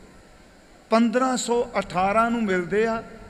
1518 ਤੋਂ ਲੈ ਕੇ 1631 ਤੱਕ 113 ਸਾਲ ਇਸ ਧਰਤੀ ਤੇ ਪੈਦਾ ਹੋਏ ਉਸ ਮਹਾਂਪੁਰਖ ਨੇ ਸਿੱਖੀ ਕਮਾਈ ਹੈ। 113 ਸਾਲ। ਇੱਕ ਪਾਤਸ਼ਾਹ ਦਾ ਆਪਾਂ ਦੇਖ ਲਈਏ। ਇੱਥੋਂ ਫਿਰ ਬਾਬਾ ਜੀ ਕਰਤਾਰਪੁਰ ਜਾਂਦੇ ਆ ਗੁਰੂ ਨਾਨਕ ਸਾਹਿਬ ਦੇ ਕੋਲ। ਹਾਲਾਂਕਿ ਧੰਨ ਗੁਰੂ ਅੰਗਦ ਦੇਵ ਜੀ ਮਹਾਰਾਜ ਬਾਬਾ ਬੁੱਢਾ ਸਾਹਿਬ ਤੋਂ ਬਾਅਦ ਆਉਂਦੇ ਆ ਕਰਤਾਰਪੁਰ। ਬਾਬਾ ਜੀ 1518 ਨੂੰ ਮਿਲਦੇ ਆ ਤੇ ਗੁਰੂ ਅੰਗਦ ਸਾਹਿਬ 1532 ਨੂੰ ਮਿਲਦੇ ਆ। ਫਿਰ ਬੇਨਤੀ ਹੈ, ਬਾਬਾ ਬੁੱਢਾ ਸਾਹਿਬ ਜੀ ਉਸ ਦਿਨ ਨਾਂ ਪੈ ਗਿਆ ਬਾਬਾ ਬੁੱਢਾ ਜੀ। ਹਾਲਾਂਕਿ ਇਤਿਹਾਸ ਨੂੰ ਪੜੋ, ਬਾਣੀ ਜ਼ਿਆਦਾ ਇਤਿਹਾਸ ਭਾਈ ਬਿਰਧ ਕਹਿੰਦਾ ਜਿਹੜੀ ਭਾਈ ਸਾਹਿਬ ਦੀ ਪਦਵੀ ਹੈ, ਇੱਕ ਭਾਈ ਮਰਦਾਨਾ ਜੀ ਨੂੰ, ਇੱਕ ਭਾਈ ਬਿਰਧ ਨੂੰ, ਬਾਬਾ ਬੁੱਢਾ ਸਾਹਿਬ ਜੀ ਨੂੰ ਭਾਈ ਸਾਹਿਬ ਦੀ ਪਦਵੀ ਦੇ ਕੇ ਗੁਰਦੇਵ ਨੇ ਨਿਵਾਜਿਆ।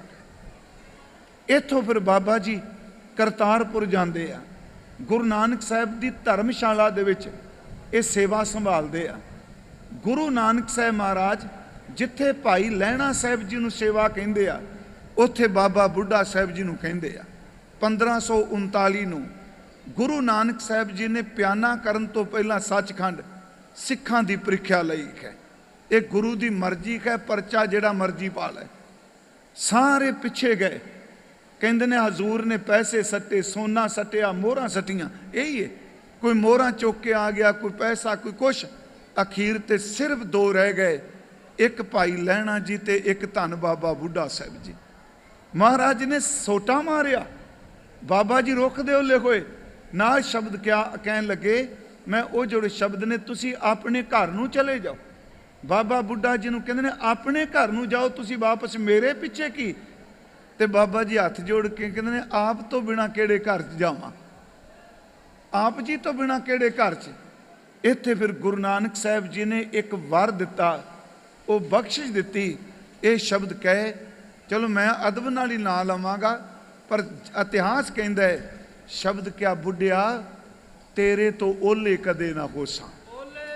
आ शब्द दिता, मैं तुहाडे तो कदी भी ओले नहीं होवांगा।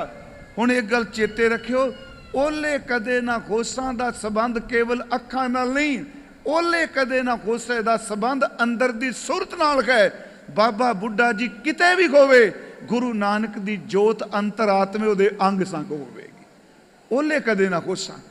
गुरु अंगद देव जी नूं गुरगद्दी दित्ती गई। अज इनकलाब आया करतारपुर दी धरती ते। दुनिया दा बादशाह मरण तक गद्दी नहीं छड्डदा, याद रखियो। वो मरदा है ते मरण तो बाद पुत्रां नूं गद्दी मिलदी है।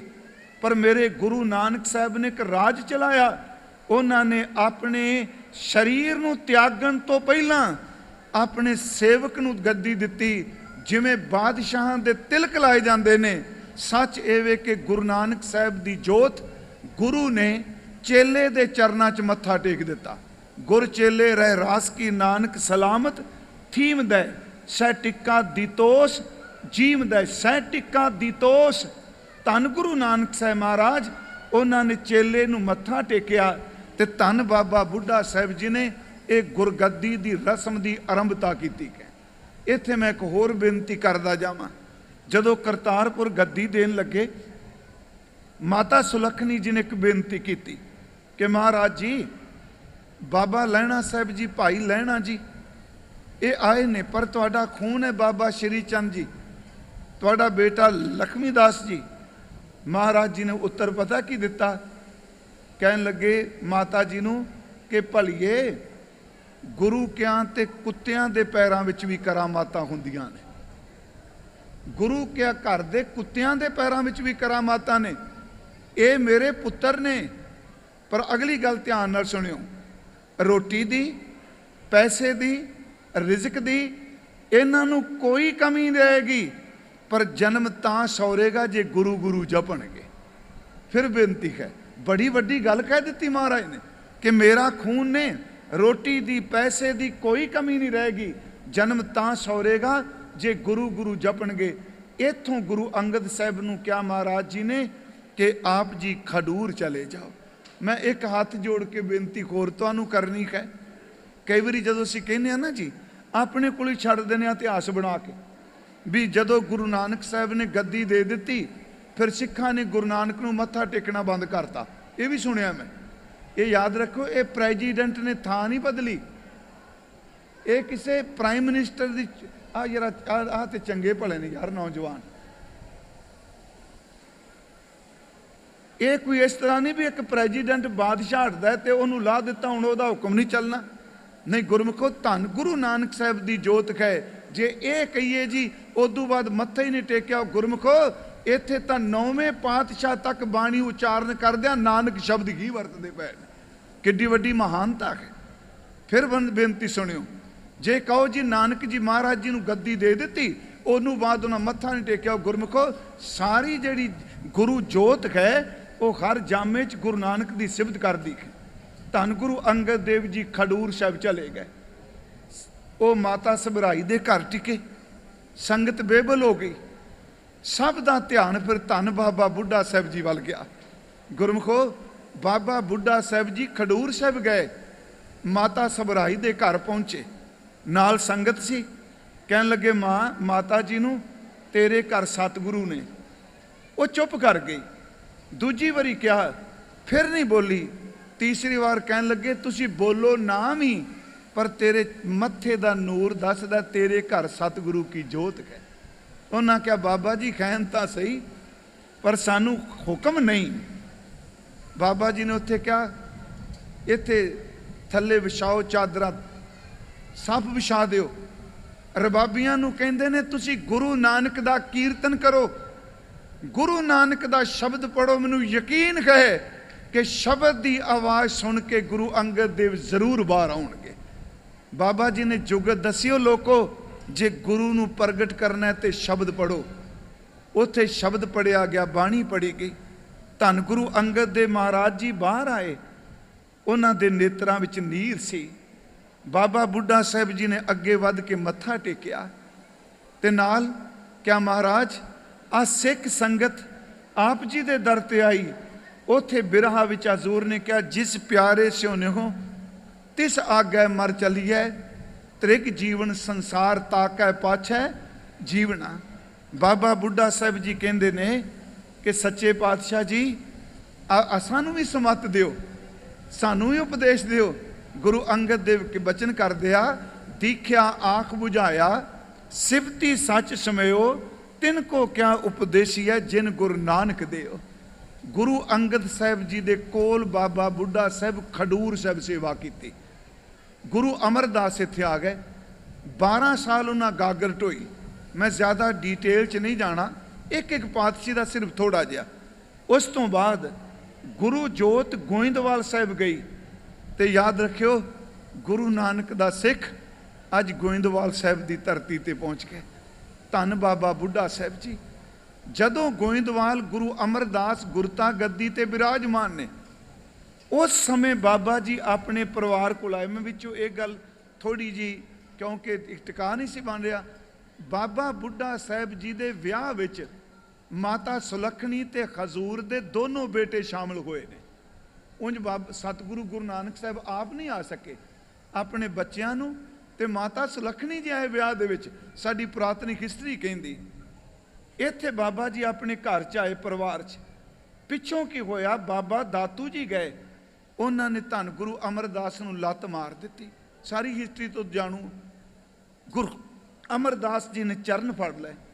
ਮੁੱਕਦੀ ਗੱਲ ਕਿ ਉਹਨਾਂ ਗੁੱਸੇ 'ਚ ਕਿਹਾ ਕਿ ਤੁਸੀਂ ਚਲਾਕੀ ਚੁਸਤੀ ਵਰਤੀ, ਸਾਡੇ ਪਿਤਾ ਦੀ ਗੱਦੀ ਤੁਸੀਂ ਇੱਥੇ ਬੈਠ ਗਏ ਹੋ।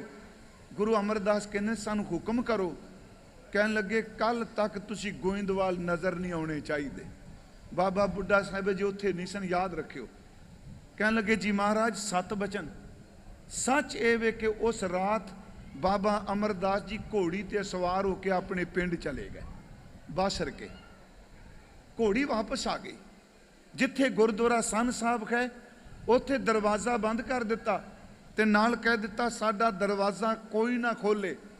ਸਵੇਰੇ ਸੰਗਤ ਆਈ, ਗੁਰੂ ਅਮਰਦਾਸ ਨਹੀਂ। ਫਿਰ ਸੰਗਤ ਨੇ ਬਾਬਾ ਬੁੱਢਾ ਸਾਹਿਬ ਜੀ ਕੋਲ ਪਹੁੰਚ ਕੀਤੀ। ਧੰਨ ਬਾਬਾ ਬੁੱਢਾ ਸਾਹਿਬ ਜੀ ਗੋਇੰਦਵਾਲ ਗਏ, ਘੋੜੀ ਆਈ ਹੋਈ ਸੀ। ਯਾਦ ਰੱਖਿਓ, ਕਈ ਇਸ ਗੱਲ ਨੂੰ ਸੁਣਾਉਂਦੇ ਨੇ, ਘੋੜੀ ਕੁੱਤਾ ਐਡਾ ਸਿਆਣਾ ਜਾਨਵਰ ਹੈ, ਮਾਲਕ ਦਾ ਵਫਾਦਾਰ ਹੈ। ਉਂਝ ਜੇ ਤੁਸੀਂ ਕਿਤੇ ਕੁੱਤੇ ਦੀ ਬਾਹਰਮੁਖੀ ਗੱਲ ਕਰੋ, ਲੋਕਾਂ ਕਹਿਣਾ ਕੀ ਕਰੀ ਜਾਂਦੇ ਆ।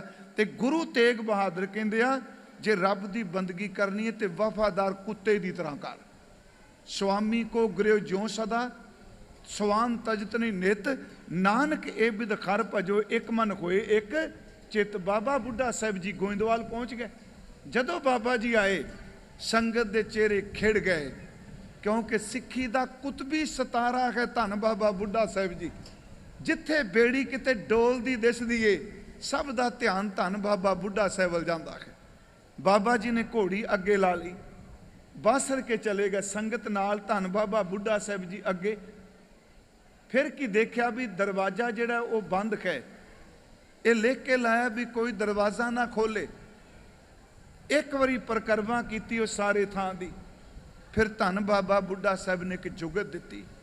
ਉਹਨਾਂ ਨੇ ਬਾਹਰ ਦਾ ਦਰਵਾਜ਼ਾ ਨਹੀਂ ਛੇੜਿਆ, ਪਿੱਛੋਂ ਸੰਨ ਲਾਈ, ਇੱਟਾਂ ਕੱਢੀਆਂ, ਸੰਨ ਲਾ ਕੇ ਬਾਬਾ ਬੁੱਢਾ ਸਾਹਿਬ ਜੀ ਅੰਦਰ ਚਲੇ ਗਏ।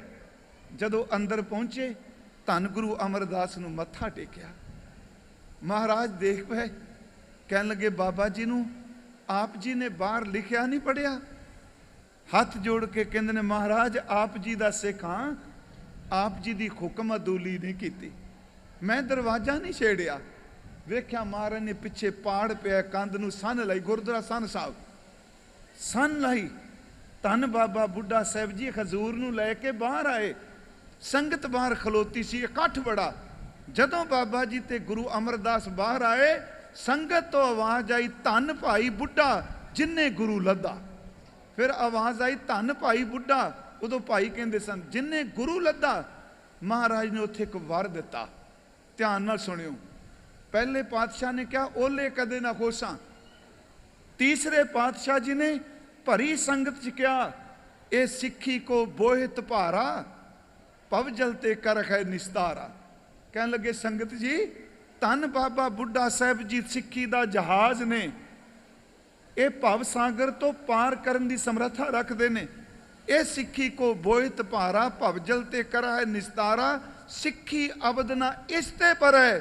ਧੰਨ ਬਾਬਾ ਬੁੱਢਾ ਸਾਹਿਬ ਤੋਂ ਵੱਧ ਕਿਸੇ ਨੇ ਸਿੱਖੀ ਕਮਾ ਨਹੀਂ ਸਕਣੀ। ਇਹ ਸਿੱਖੀ ਦੀ ਖੱਦ ਹੈ, ਇਦੋਂ ਅੱਗੇ ਕਿਸੇ ਨਹੀਂ ਜਾਣਾ। ਮਹਾਰਾਜ ਕਹਿੰਦੇ, ਸਿੱਖੀ ਅਬਦਨਾ ਇਸ ਤੇ ਪਰ ਹੈ। ਹੁਣ ਅਗਲੀ ਗੱਲ ਸੁਣਿਓ। ਕਹਿਣ ਲੱਗੇ, ਨਾਮ ਲੈਤ ਗਨ ਬਿਗਨ ਸੋਹਰੈ। ਜਿਹੜਾ ਬੰਦਾ ਜ਼ਬਾਨ ਤੋਂ ਕਹੇਗਾ ਧੰਨ ਧੰਨ ਬਾਬਾ ਬੁੱਢਾ ਜੀ, ਉਹਦੇ ਪਾਪ ਨਾਸ਼ ਹੋ ਜਾਣਗੇ, ਦਾ ਨਾਮ ਲਿਆ ਵੀ ਅੰਦਰ ਪਵਿੱਤਰ ਹੋ ਜਾਏਗਾ। ਇਹ ਧੰਨ ਗੁਰੂ ਅਮਰਦਾਸ ਨੇ ਕਿਹਾ। ਮਹਾਰਾਜ ਵਾਪਸ ਆ ਗਏ। ਬਾਬਾ ਬੁੱਢਾ ਸਾਹਿਬ ਫਿਰ ਗੋਇੰਦਵਾਲ ਟਿਕ ਗਏ। ਉਹਨਾਂ ਦੇ ਹੁੰਦਿਆਂ ਕਿਸੇ ਦੀ ਜ਼ਰੂਰਤ ਨਹੀਂ ਕਿ ਗੁਰੂ ਵੱਲ ਕੋਈ ਇਸ ਤਰ੍ਹਾਂ ਵੀ ਦੇ ਸਕੇ। ਉੱਥੇ ਫਿਰ ਹਜ਼ੂਰ ਨੇ ਬੌਲੀ ਸਾਹਿਬ ਸ਼ੁਰੂ ਕਰਨੀ ਸੀ। ਯਾਦ ਰੱਖਿਓ ਗੁਰਸਿੱਖੋ, ਧੰਨ ਗੁਰੂ ਅਮਰਦਾਸ ਮਹਾਰਾਜ ਜੀ ਨੇ ਕਿਹਾ ਬੌਲੀ ਬਣਾਣੀ ਹੈ। 84 ਪੌੜ ਨੇ। ਮੇਰੀ ਹੱਥ ਜੋੜ ਬੇਨਤੀ ਪ੍ਰਚਾਰਕ ਵੀਰੋ, ਅਸ਼ਰਦਾ ਤੇ ਤਰਕ ਨਾਲ ਇਹਨਾਂ ਚੀਜ਼ਾਂ ਨੂੰ ਖੰਡਨ ਨਾ ਕਰੋ ਵੀ ਜੀ ਇਹ ਪੌੜੀ ਵੀ 84। ਉਹ ਗੁਰਮੁਖੋ, ਜਿਹੜਾ ਬੰਦਾ 84 ਪਾਠ ਕਰਦਾ ਪਿਆ, ਤੁਸੀਂ ਉਹਦੇ ਵੱਲ ਝਾਤੀ ਦਿਓ। ਇੱਕ ਤੁਕ ਵੀ ਕਿਤੇ ਟਿਕ ਕੇ ਅੰਦਰ ਅਸਰ ਕਰ ਗਈ, ਉਹਦੀ 84 ਆਪਣੇ ਆਪ ਹੀ ਕੱਟੀ ਜਾਣੀ ਹੈ। ਸ਼ਬਦ ਵੱਲ ਕਿਉਂ ਨਹੀਂ ਧਿਆਨ ਦਿੰਦੇ? ਕਿਉਂਕਿ ਸਾਡਾ ਇੱਕੋ ਹੀ ਅਸੀਂ ਕੁਹਾੜਾ ਫੜਿਆ ਵੀ ਹਰ ਚੀਜ਼ ਨੂੰ ਵੱਢੀ ਜਾਣਾ। ਉਸ ਵਕਤ ਬੌਲੀ ਸਾਹਿਬ ਦਾ ਟੱਪ ਸ਼ੁਰੂਆਤ ਕਰਨੀ ਹੈ, ਕੌਣ ਲਾਏਗਾ? ਧੰਨ ਗੁਰੂ ਅਮਰਦਾਸ ਨੇ ਟੱਪ ਨਹੀਂ ਲਾਇਆ। ਬੌਲੀ ਸਾਹਿਬ ਦਾ ਪਹਿਲਾ ਟੱਪ ਜਿਹੜਾ ਧੰਨ ਬਾਬਾ ਬੁੱਢਾ ਸਾਹਿਬ ਨੇ ਲਾਇਆ, ਜਿਹੜਾ ਗੋਇੰਦਵਾਲ ਸਾਹਿਬ ਆਪ ਦਰਸ਼ਨ ਕਰਦੇ ਹੋ। ਗੁਰਮੁਖੋ, ਇੱਥੇ ਹੀ ਗੁਰੂ ਅਮਰਦਾਸ ਮਹਾਰਾਜ ਜੀ ਨੇ 22 ਮੰਜੀਆਂ ਥਾਪੀਆਂ। ਆਪ ਨੂੰ ਪਤਾ ਹੈ 22 ਮੰਜੀਆਂ ਥਾਪੀਆਂ। ਇਹਨਾਂ 22 ਮੰਜੀਆਂ ਦੇ ਇੰਚਾਰਜ ਕਹਿ ਲੋ, ਹੈਡ ਕਹਿ ਲੋ, ਮੁਖੀ ਜਿਹੜੇ ਸਨ, ਉਹ ਧੰਨ ਬਾਬਾ ਬੁੱਢਾ ਸਾਹਿਬ ਜੀ ਸਨ। 22 ਮੰਜੀਆਂ ਦਿੱਤੀਆਂ। 22 ਮੰਜੀਆਂ ਵਿੱਚੋਂ ਕਿਸੇ ਨੇ ਵੀ ਗੱਲ ਕਰਨੀ ਹੈ, ਉਹ ਮੰਜੀਦਾਰ ਆ ਕੇ ਧੰਨ ਬਾਬਾ ਬੁੱਢਾ ਸਾਹਿਬ ਨਾਲ ਗੱਲ ਕਰਦੇ ਸਨ। ਇਹ ਮੁਖੀ ਸਨ। ਧੰਨ ਗੁਰੂ ਅਮਰਦਾਸ ਮਹਾਰਾਜ ਜੀ ਨੇ ਆਪਣੇ ਪਿਆਨੇ ਤੋਂ ਪਹਿਲਾਂ ਅੱਜ ਗੋਇੰਦਵਾਲ ਸਾਹਿਬ ਦੀ ਧਰਤੀ ਤੋਂ, ਜਿੱਥੇ ਆਪ ਜੀ ਦਰਸ਼ਨ ਕਰਦੇ ਹੋ, ਅੰਮ੍ਰਿਤਸਰ, ਤੁੰਗ ਪਿੰਡ, ਗੁਮਟਾਲਾ, ਸੁਲਤਾਨਵਿੰਡ ਤੇ ਗਿਲਵਾਲੀ, ਜਿਹਨੂੰ ਗੁਰਵਾਲੀ ਕਹਿੰਦੇ ਅੱਜ ਕੱਲ੍ਹ, ਇੱਥੇ ਬਾਬਾ ਬੁੱਢਾ ਸਾਹਿਬ ਨੂੰ ਨਾਲ ਲੈ ਕੇ ਆਏ। ਇੱਥੇ ਫਿਰ ਵਿਉਂਤ ਦੱਸੀ ਕਿ ਇਸ ਢੰਗ ਦਾ ਸਰੋਵਰ ਬਣਾਉਣਾ ਹੈ, ਇਸ ਤਰ੍ਹਾਂ ਤੁਸੀਂ ਇਹਦੀ ਮੋੜੀ ਧੰਨ ਗੁਰੂ ਅਮਰਦਾਸ ਮਹਾਰਾਜ ਜੀ ਨੇ ਕੱਢੀ। ਗੁਰੂ ਅਮਰਦਾਸ ਜੀ ਨੇ ਗੁਰਗੱਦੀ ਗੋਇੰਦਵਾਲ ਗੁਰੂ ਰਾਮਦਾਸ ਨੂੰ ਦੇ ਦਿੱਤੀ। ਤੇ ਗੁਰਮੁਖੋ, ਗੁਰੂ ਰਾਮਦਾਸ ਗੋਇੰਦਵਾਲ ਸਾਹਿਬ ਤੋਂ ਚੱਕ ਗੁਰੂ ਕਾ ਚੱਕ ਆ ਗਏ, ਜਿਹੜਾ ਗੁਰੂ ਕਾ ਮਹਿਲ ਅਸਥਾਨ ਹੈ। ਇੱਥੇ ਸਭ ਤੋਂ ਪਹਿਲਾਂ ਗੁਰੂ ਰਾਮਦਾਸ ਨੇ ਇੱਕ ਝੌਂਪੜੀ ਬਣਾਈ ਸੀ। 58 ਸਾਲ ਗੁਰੂ ਜੋਤ ਗੁਰੂ ਮਹਿਲ ਵਿੱਚ ਰਹੀ ਹੈ। ਗੁਰੂ ਕੇ ਮਹਿਲ, ਗੁਰੂ ਰਾਮਦਾਸ, ਗੁਰੂ ਅਰਜੁਨ ਦੇਵ ਤੇ ਧੰਨ ਗੁਰੂ ਹਰਗੋਬਿੰਦ ਸਾਹਿਬ ਜੀ। ਗੁਰੂ ਹਰਗੋਬਿੰਦ ਸਾਹਿਬ ਮਹਾਰਾਜ ਜੀ ਦੇ ਇੱਕ ਬੇਟੇ ਬਾਬਾ ਗੁਰਦਿੱਤਾ ਜੀ ਨੂੰ ਛੱਡ ਕੇ 4 ਪੁੱਤਰਾਂ ਤੇ ਬੇਟੀ ਦਾ ਜਨਮ ਗੁਰੂ ਕੇ ਮਹਿਲ ਹੋਇਆ ਹੈ, ਅੰਮ੍ਰਿਤਸਰ। ਇੱਥੇ ਫਿਰ ਬਾਬਾ ਬੁੱਢਾ ਸਾਹਿਬ ਅੰਮ੍ਰਿਤਸਰ ਆ ਗਏ। ਗੁਰਮੁਖੋ, ਅੱਜ ਵੀ ਉਹ ਬੇਰ ਦੱਸਦੀ ਪਈ ਹੈ ਕਿ ਇਹਦੇ ਥੱਲੇ ਬੈਠ ਕੇ ਇਸ ਸਰੋਵਰ ਦੀ ਸੇਵਾ ਦੀ ਨਿਗਰਾਨੀ ਧੰਨ ਬਾਬਾ ਬੁੱਢਾ ਸਾਹਿਬ ਨੇ ਕੀਤੀ। ਮੈਂ ਅਰਜ਼ ਕਰਾਂ, ਗੁਰੂ ਰਾਮਦਾਸ ਦੇ ਵੱਡੇ ਬੇਟੇ ਬਾਬਾ ਪਿਰਥੀ ਚੰਦ, ਛੋਟੇ ਮਹਾਦੇਵ, ਸਭ ਤੋਂ ਛੋਟੇ ਗੁਰੂ ਅਰਜੁਨ ਦੇਵ। ਜਦੋਂ ਗੁਰੂ ਅਰਜੁਨ ਦੇਵ ਲਾਹੌਰ ਗਏ, ਸੰਖੇਪ ਜੀ, ਮੈਂ ਕਿਉਂ ਡਿਟੇਲ 'ਚ ਨਹੀਂ ਗੱਲ ਕਰ ਰਿਹਾ, ਤੇ ਇਹ ਵੀ ਕੋਈ ਜ਼ਿਆਦਾ ਵੀ ਗੱਲ ਨਹੀਂ ਮੈਂ ਇੰਨੀ ਕਰ ਸਕਿਆ, ਕਿਉਂਕਿ ਮੇਰੀ ਇੱਛਾ ਹੈ ਕਿ ਧੰਨ ਬਾਬਾ ਬੁੱਢਾ ਸਾਹਿਬ ਦੇ ਜੀਵਨ ਦੀ ਕਥਾ ਹਰ ਪਾਤਸ਼ਾਹੀ ਨਾਲ ਕਿਵੇਂ ਵਿਚਰੇ, ਇਹਦੀ ਤਾਂ ਘੱਟੋ ਘੱਟ, ਮੈਂ ਕਹਿੰਦਾ ਘੱਟੋ ਘੱਟ 50 ਘੰਟੇ ਦਾ ਸਮਾਂ ਹੋਵੇ ਤੇ ਇਹ ਕਥਾ ਆਪਾਂ ਕਰ ਸਕਦੇ, ਉਹ ਵੀ ਸੰਖੇਪ ਵਿੱਚ। ਇਹ ਹੰਕਾਰ 'ਚ ਨਹੀਂ ਮੈਂ ਕਹਿ ਰਿਹਾ। ਬਾਬਾ ਬੁੱਢਾ ਸਾਹਿਬ ਅੰਮ੍ਰਿਤਸਰ ਸਰੋਵਰ ਦੀ ਸੇਵਾ ਦੀ ਨਿਗਰਾਨੀ ਕਰਦੇ ਆ। ਜਦੋਂ ਗੁਰੂ ਅਰਜਨ ਦੇਵ ਲਾਹੌਰ ਗਏ, ਚਿੱਠੀਆਂ ਪਾਈਆਂ, ਆਪ ਨੂੰ ਪਤਾ ਹੈ, ਤੇ ਬਾਬਾ ਬੁੱਢਾ ਸਾਹਿਬ ਉਹਨਾਂ ਨੂੰ ਭੇਜਿਆ ਸੀ ਲੈਣ ਵਾਸਤੇ। ਲਾਹੌਰ ਤੋਂ ਗੁਰੂ ਅਰਜਨ ਦੇਵ ਨੂੰ ਬਾਬਾ ਬੁੱਢਾ ਜੀ ਲੈ ਕੇ ਆਏ। ਫਿਰ ਪ੍ਰਿਥੀ ਚੰਦ ਨੇ ਜਦੋਂ ਰੌਲਾ ਪਾਇਆ, ਤੇ ਯਾਦ ਰੱਖਿਓ ਬਾਬਾ ਬੁੱਢਾ ਸਾਹਿਬ ਨੇ ਝਿੜਕ ਦਿੱਤਾ ਪ੍ਰਿਥੀ ਚੰਦ ਨੂੰ। ਉਹਨਾਂ ਕਿਹਾ ਜੀ ਮੈਂ ਬੜੀ ਸੇਵਾ ਕਰਨਾ। ਬਾਬਾ ਜੀ ਨੇ ਝਿੜਕਦਾ ਕਿਹਾ ਹੋਇਆ, ਬਿਨਾਂ ਨਿਮਰਤਾ ਹੋਏ ਨਾ ਸੇਵਾ, ਸੇਵਾ ਕਹਾਂ ਮਾਂ ਅਮੇਵਾ। ਨਿਮਰਤਾ ਨਾਲ ਸੇਵਾ ਹੁੰਦੀਆਂ ਨੇ, ਖੰਕਾਰ ਨਾਲ ਨਹੀਂ। ਗੁਰਮੁਖੋ, ਗੁਰੂ ਰਾਮਦਾਸ ਤੋਂ ਬਾਅਦ ਗੁਰਗੱਦੀ ਜਿਹੜੀ ਹੈ ਗੁਰੂ ਅਰਜਨ ਦੇਵ ਜੀ ਨੂੰ ਦਿੱਤੀ ਗਈ।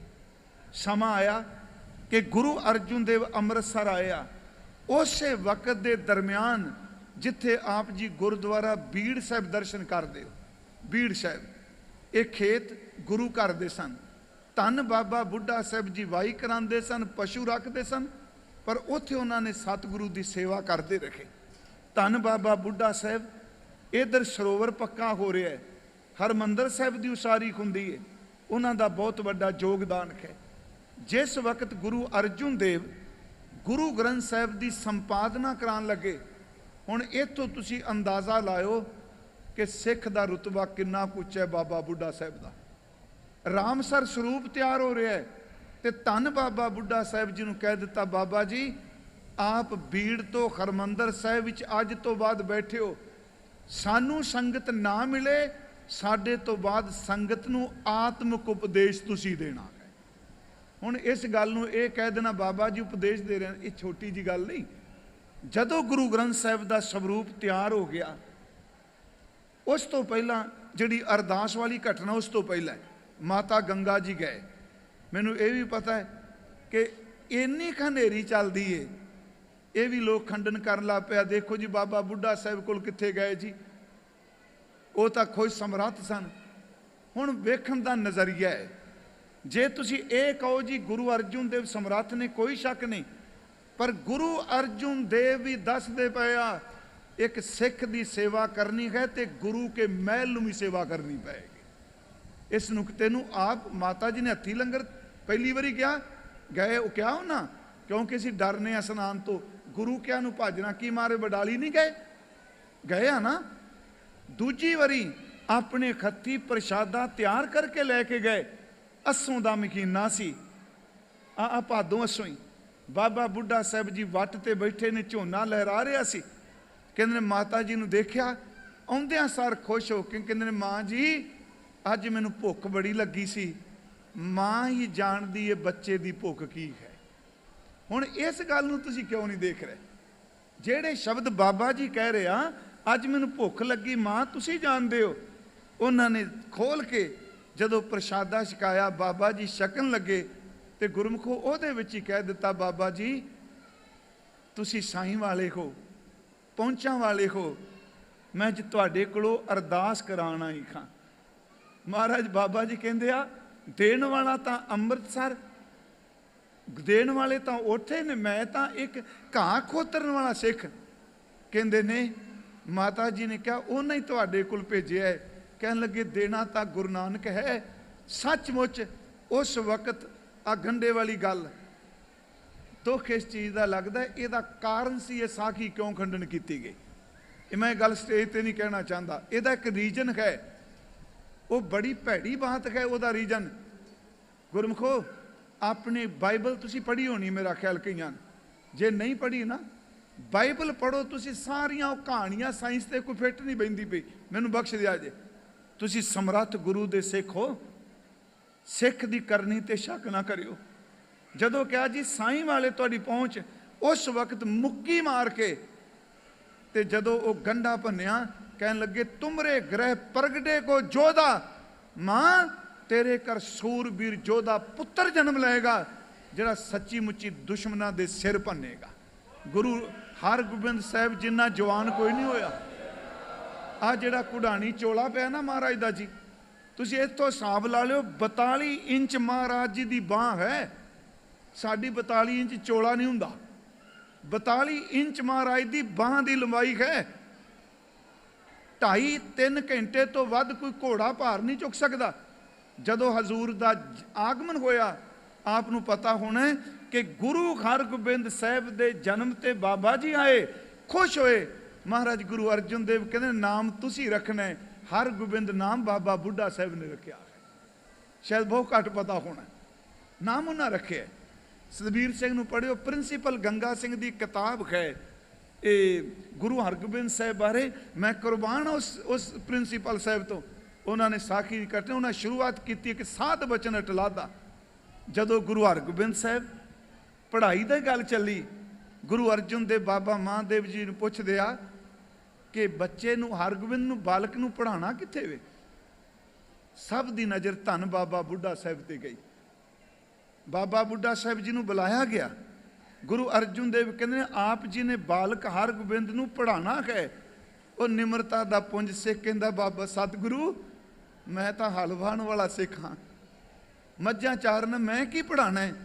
गुरु अर्जन देव कहंदे आ बाबा जी मेरे पुत्र नूं ओ कुछ ही पढ़ा दिओ जिहड़ा तुहानूं 12 साल की उम्र विच गुरु नानक ने पढ़ाया है, वो पढ़ा दिओ। गुरमुखो 65 विद्या बाबा बुढ़ा साहब ने गुरु हरगोबिंद साहब नूं दित्तियां। इसनूं असीं अखीं नहीं मेट सकते। 65 विद्या का जिक्र करते आ प्रिंसीपल सतबीर सिंह होनी। समा आया, गुरु ग्रंथ साहब का स्वरूप तैयार होया। बाबा बुढ़ा साहब उन्ने दिन हरमंदर साहब उपदेश देंदे रहे। मैं सवेरे क्या अज वैसे ग्रंथी साहब नूं रिटायर 60 कुछ साल का कर देंदे है ना जी, थोड़ा सिस्टम जिहड़ा है।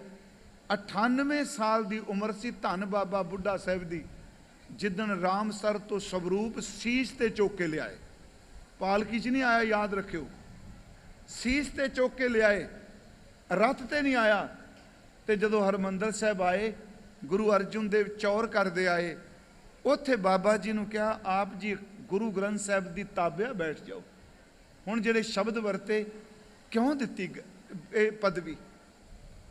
एक कावक ग्रंथ च लिखिया जो सवेरे प्रकाश करना सी ना, तो बाबा बुढ़ा साहब रामसर के किनारे ही रात विश्राम किया।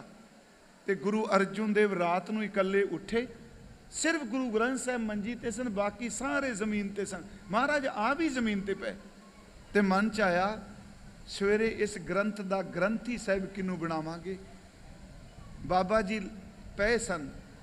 इतिहास कहता दगदा करदा चेहरा, 98 साल के बजुर्ग का यह दुध वर्गा चिट्टा दाड़ा, परवट्टे चिट्टे, इन्हां दे कोल खलो के गुरु अर्जन देव मन च कहंदे आ लभ गया सेवादार गुरु ग्रंथ साहब का, जिन्हें 4 गुरुआं की सेवा की, अंदर नाम नाल भरपूरे, कदी अपना आप नहीं जवार जनाया। सवेरे ग्रंथ साहब का स्वरूप बाबा जी के सिर के उत्ते आपा सवार करांगे। 4 गुरु की सेवा करी, पायो परम निधान, सेवक की है बात है श्री मुके ओ बखान। बाबा जी चले गए लैके स्वरूप। गुरु साहब ने शब्द की वरते, बुढ़ा साहिब खोलो ग्रंथ, लिहो आवाज, सुने सा पंथ, अदब संग तब ग्रंथ सो खोला, ले आवाज बुढ़ा मुख बोला, सुई महला 5वां, संतां के कारज आप खलोया। गुरमुखो इत्थे फिर बाबा जी ने जपजी साहब का पाठ किया। प्रकाश पहले प्रकाश वेले, बाद भी जपजी साहब हुंदा है। फिर ओदी सेवा बाबा बुढ़ा जी नूं दित्ती गई। गुरु अर्जन देव महाराज शहादत का जाम पी गए। इतिहास कहता जिस दिन महाराज लाहौर गए, बाबा बुढ़ा साहब जी उदन विद्या करन आए ने। गुरु अर्जन देव ने तुरदियां कहा अपने बेटे गुरु हरगोबिंद साहब जी नूं, कहन लगे लाल जी ये आद सिख ने। आद सिख ने का मतलब आद गुरु के सिख ने, हर काम इन्हां दी सलाह दे नाल ही करना है। ते सच इवे गुरु हरगोबिंद साहब कोल जदों बाबा बुढ़ा साहब जी आउंदे सन, इतिहास कहता सतगुरु अपने बराबर बिठाते हुंदे सन। हुण इस नूं फिर मेरी बेनती जे शरदा की नज़र नाल देखियो। समा आया कि बाबा बुढ़ा साहब जी ने अकाल तक साहब दियां इट्टां अपने हत्थी लाइयां। 2 किरपाना बाबा बुढ़ा साहब जी ने पवाइयां। वक्त आया गुरु हरगोबिंद साहब मालवे चले गए, डरौली। आपनूं पता न भाई साईं दास दे घर संगत पिछों बेबल हो गई।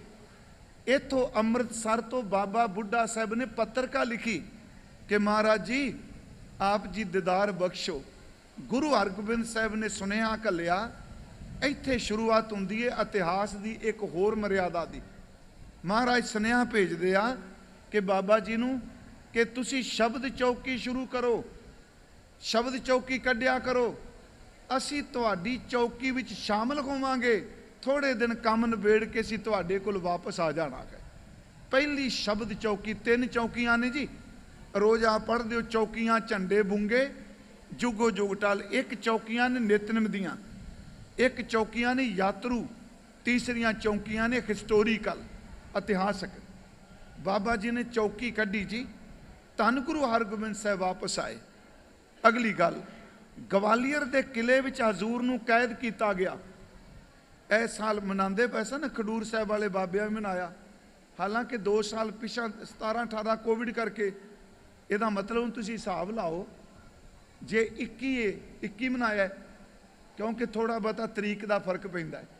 ਤੁਸੀਂ 2 ਸਾਲ ਪਿੱਛੇ ਚਲੇ ਜਾਓ, 19 ਲੈ ਲਓ। ਹੁਣ 1619 ਤੇ 1506 ਕਿੰਨਾ ਸਮਾਂ ਹੋ ਗਿਆ? 113 ਸਾਲ ਹੋ ਗਏ ਨਾ। 113 ਸਾਲ ਦੇ ਬਜ਼ੁਰਗ ਬਾਬੇ ਨੇ, ਯਾਦ ਰੱਖਿਓ, ਅੰਮ੍ਰਿਤਸਰ ਦੀ ਧਰਤੀ ਤੋਂ ਚੌਕੀ ਕੱਢ ਕੇ ਗਵਾਲੀਅਰ ਗਏ ਆ। ਜੇ ਹਿਸਟਰੀ ਦੇਖੋ, ਛੋਟੀ ਗੱਲ ਨਹੀਂ ਕਿ ਇੰਨਾ ਬਿਰਧ ਸਰੀਰ ਬਾਬਾ ਬੁੱਢਾ ਸਾਹਿਬ ਆਪ ਅੱਗੇ ਨਿਸ਼ਾਨ ਪਕੜਾਇਆ। ਬਲ ਦੀ ਕੋਈ ਮਿਸਾਲ ਲਈ ਸ਼ਬਦ ਗਾਉਂਦਿਆਂ ਹੋਇਆਂ, ਜਿੱਥੇ ਸਿੰਘੂ ਬਾਰਡਰ ਤੇ ਬੈਠਿਆ ਸੱਜਣ, ਉਹਦੇ ਨੇੜੇ ਹੈ ਇੱਕ ਪਿੰਡ ਵੱਡ ਖਾਲਸਾ। ਇਹ ਖੋਜ ਦਾ ਮੁਤਾਜ ਹੈ, ਮੈਂ ਦਾਵਾ ਨਹੀਂ ਕਰਨਾ, ਪਰ ਮੈਨੂੰ ਇੱਕ ਜਗ੍ਹਾ ਗਿਆਤ ਭੁੱਲ ਗਿਆ ਹੈ। ਉਹ ਕਹਿੰਦੇ ਨੇ ਇਹ ਸ਼ਹਿਰ ਦਾ ਨਾਮ, ਇਸ ਪਿੰਡ ਦਾ ਨਾਮ ਸੀ ਬੁੱਢ ਖਾਲਸਾ, ਕਿਉਂਕਿ ਬਾਬਾ ਬੁੱਢਾ ਸਾਹਿਬ ਨੇ ਇੱਥੇ ਟਿਕਾਣਾ ਕੀਤਾ ਸੀ। ਚਲੋ ਇਹ ਸ਼ਬਦ ਵੱਡ ਖਾਲਸਾ ਬਣ ਗਿਆ ਅੱਜ ਕੱਲ੍ਹ। ਫਿਰ ਮੈਂ ਅਰਜ਼ ਕਰਾਂ, ਖੋਜ ਦਾ, ਇਹ ਖੋਜ ਦਾ ਵਿਸ਼ਾ ਹੈ। ਬਾਬਾ ਜੀ ਗਵਾਲੀਅਰ ਗਏ, ਕਿਲੇ ਦੀ ਪਰਿਕਰਮਾ ਕੀਤੀ, ਦਰਵਾਜ਼ੇ ਤੇ ਮੱਥਾ ਟੇਕਿਆ। ਜੇ ਪੁੱਛਦੇ ਨੇ ਕਾਸ ਲਈ ਆਏ, ਕਹਿਣ ਲੱਗੇ ਮੇਰੇ ਦਿਲ ਦਾ ਪਾਤਸ਼ਾਹ ਆਇਆ ਹੈ, ਉਹਨੂੰ ਨਮਸਕਾਰ ਕਰਨਾ ਹੈ। ਗੁਰਮੁਖੋ, ਇਦੋਂ ਵੱਡੀ ਕੋਈ ਸਿੱਖੀ ਦੀ ਮਿਸਾਲ ਮਿਲੇਗੀ? ਗੁਰੂ ਹਰਗੋਬਿੰਦ ਸਾਹਿਬ ਕੈਦ ਤੋਂ ਬਾਹਰ ਆਏ, ਅੰਮ੍ਰਿਤਸਰ ਦੀ ਧਰਤੀ ਤੇ ਆਏ। ਧੰਨ ਬਾਬਾ ਬੁੱਢਾ ਸਾਹਿਬ ਜੀ ਨੇ ਦੀਵੇ ਬਾਲ ਕੇ ਪ੍ਰਸੰਨਤਾ ਜ਼ਾਹਿਰ ਕੀਤੀ, ਸ਼ਬਦ ਚੌਕੀ ਕੱਢੀ। ਉਸ ਵਕਤ ਫਿਰ ਹਜ਼ੂਰ ਨੇ ਵਰ ਦਿੱਤਾ, ਬਾਬਾ ਜੀ ਤੁਹਾਡੀ ਕੱਢੀ ਕੋਈ ਚੌਕੀ ਜੁਗੋ ਜੁਗ ਟਲ ਰਹੇਗੀ। ਭਾਵਨਾ ਵਾਲੇ ਜਦੋਂ ਆਉਣਗੇ ਤੇ ਮੇਰੇ ਦੀਦਾਰ ਚੌਕੀ ਵਿੱਚ ਹੋਇਆ ਕਰਨਗੇ, ਮੈਂ ਤੁਹਾਡੀ ਚੌਕੀ ਸ਼ਮੂਲੀਅਤ ਕਰਾਂਗਾ। ਆਪ ਨੂੰ ਪਤਾ ਅੱਜ ਇਹ ਚੌਕੀ ਅਕਾਲ ਤਖਤ ਸਾਹਿਬ ਤੋਂ ਨਿਕਲਦੀ, ਰਹਿਰਾਸ ਸਾਹਿਬ ਦਾ ਪਾਠ ਸੰਪੂਰਨ ਹੁੰਦਾ, ਉੱਥੋਂ ਚੌਕੀ ਆਉਂਦੀ ਏ, ਪਹਿਲਾਂ ਸਰੋਵਰ ਦੀ ਪਰਿਕਰਮਾ ਕਰਦੀ ਏ, ਫਿਰ ਦਰਸ਼ਨੀ ਡਿਊਟੀ ਤੋਂ ਨਿਕਲ ਕੇ ਅੰਦਰ ਜਾਂਦੀ ਏ। ਜਦੋਂ ਚੌਕੀ ਸਾਹਮਣੇ ਆਉਂਦੀ ਹੈ ਹਰਿਮੰਦਰ ਸਾਹਿਬ ਦੇ ਅੰਦਰ, ਕੀਰਤਨ ਬੰਦ ਹੋ ਜਾਂਦਾ, ਰਾਗੀ ਸਿੰਘ ਵਾਜਿਆਂ ਕੋਲ ਬੈਠੇ ਹੁੰਦੇ ਆ। ਹੋ ਸਕਦਾ ਆਪਨੇ ਦਰਸ਼ਨ ਕੀਤੇ ਹੋਣੇ ਨੇ। ਕਿਉਂ? ਸਭ ਖਾਮੋਸ਼ ਨੇ ਅੰਦਰ, ਪ੍ਰਕਾਸ਼ ਹੈ, ਸਿੰਘ ਸਾਹਿਬ ਚੌਰ ਕਰਦੇ ਆ, ਕੀਰਤਨ ਨਹੀਂ ਹੋ ਰਿਹਾ। ਬਾਹਰ ਚੌਕੀ ਆਈ, ਪੁੱਛੋ ਜੀ ਕਿਉਂ? ਕਿਉਂਕਿ ਧੰਨ ਬਾਬਾ ਬੁੱਢਾ ਸਾਹਿਬ ਦੀ ਕੱਢੀ ਕੋਈ ਚੌਕੀ ਹਰਿਮੰਦਰ ਸਾਹਿਬ ਦੇ ਸਨਮੁਖ ਆ ਗਈ ਹੈ। ਗੁਰਮੁਖੋ, ਇੱਕ ਚੌਕੀਆਂ ਨੇ, ਇਹ ਹਿਸਟੋਰੀਕਲ ਚੌਕੀਆਂ ਨੇ, ਜਿਹੜੀ ਡੋਲੀ ਤੋਂ ਤੇ ਆ ਜੀ ਗਵਾਲੀਅਰ ਵਾਲੀ। ਇੱਕ ਚੌਕੀਆਂ ਨੇ ਨਿਤਨੇਮ ਦੀਆਂ, ਜਿਵੇਂ ਸਵੇਰੇ ਆਨੰਦ ਦੀ ਚੌਕੀ, ਬਿਲਾਵਲ ਦੀ ਚੌਕੀ ਕੀਰਤਨ। ਤੀਸਰੀਆਂ ਚੌਕੀਆਂ ਨੇ ਯਾਤਰੂ, ਇਹਨਾਂ ਨੂੰ ਖੰਡਨ ਨਹੀਂ ਕਰਨਾ ਚਾਹੀਦਾ। ਚੌਕੀਆਂ ਝੰਡੇ ਕੇ ਹੈ। ਮੱਸਿਆ ਦੀ ਇੱਕ ਰਾਤ ਪਹਿਲਾਂ ਤਰਨ ਤਾਰਨ ਸਾਹਿਬ ਦੇ ਨੇੜੇ ਦੇਖਿਓ ਚੌਕੀਆਂ ਨਿਕਲ ਕੇ ਆਉਂਦੀਆਂ ਨੇ, ਇਹਨਾਂ ਨੂੰ ਯਾਤਰੂ ਚੌਕੀਆਂ ਕਹਿੰਦੇ। ਮੈਂ ਫਿਰ ਅਰਜ਼ ਕਰਾਂਗਾ, ਨਿਤਨੇਮ ਦੀਆਂ ਚੌਕੀਆਂ, ਕੀਰਤਨ ਨਾਲ ਸੰਬੰਧਿਤ, ਇਤਿਹਾਸਕ ਚੌਕੀਆਂ ਬਾਬਾ ਬੁੱਢਾ ਜੀ ਵੱਲੋਂ, ਤੇ ਤੀਸਰੀ ਯਾਤਰੂ ਚੌਕੀਆਂ। ਸਮਾਂ ਆਇਆ, ਬਾਬਾ ਬੁੱਢਾ ਸਾਹਿਬ ਜਦੋਂ ਬਿਰਧ ਹੋ ਗਏ, ਫਿਰ ਰਮਦਾਸ ਆ ਗਏ। ਨਾਮ ਤਾਂ ਝੰਡੇ ਕੇ ਰਮਦਾਸ ਹੈ ਨਾ, ਆਪ ਨੂੰ ਪਤਾ ਹੋਣਾ, ਅਸੀਂ ਸਾਰੇ ਰਮਦਾਸ ਹੀ ਕਹਿੰਦੇ, ਪਰ ਇਹਦਾ ਨਾਮ ਹੈ ਝੰਡੇ ਕੇ ਰਮਦਾਸ। ਧੰਨ ਬਾਬਾ ਬੁੱਢਾ ਸਾਹਿਬ ਜੀ ਚੱਲਣ ਲੱਗਿਆਂ ਕਹਿੰਦੇ ਆ ਕਿ ਸੱਚੇ ਪਾਤਸ਼ਾਹ ਮੈਂ ਘਰ ਚੱਲਿਆ, ਦੀਦਾਰ ਬਖਸ਼ਿਓ। ਤੇ ਇਹ ਵੀ ਕਿਹਾ ਕਿ ਮੇਰੇ ਚਲਾਣੇ ਵੇਲੇ ਤੁਸੀਂ ਕਿਰਪਾ ਕਰਕੇ ਆਪ ਪਹੁੰਚਣਾ ਹੈ। ਮਹਾਰਾਜ ਜੀ ਨੇ ਬਖਸ਼ਿਸ਼ ਕੀਤੀ, बाबा बुढ़ा साहब जी अपने घर आ गए, रमदास आ गए, आउंदे जांदे रहिंदे आ महाराज कोल। अखीर ते वो समा आया 1631 नूं। फिर सुनियो, मैं अर्ज रिपीट करांगा। 1506 नूं जन्म होया, जो मैं पढ़िया। 1518 नूं बाबा जी नूं मिले गुरु नानक साहब नूं। 1604 नूं बाबा बुढ़ा साहब जी ग्रंथी साहब की सेवा चाहे। 1631 नूं जो हिस्टरी ज्ञानी हरी सिंह ने लिखी है, वो कहता 125 साल 1 महीना ते 4 दिन बाबा जी समृत मंडल ते रहे। 125 साल 1 महीना ते 4 दिन बाबा जी ने सुनेखा भेज दिता।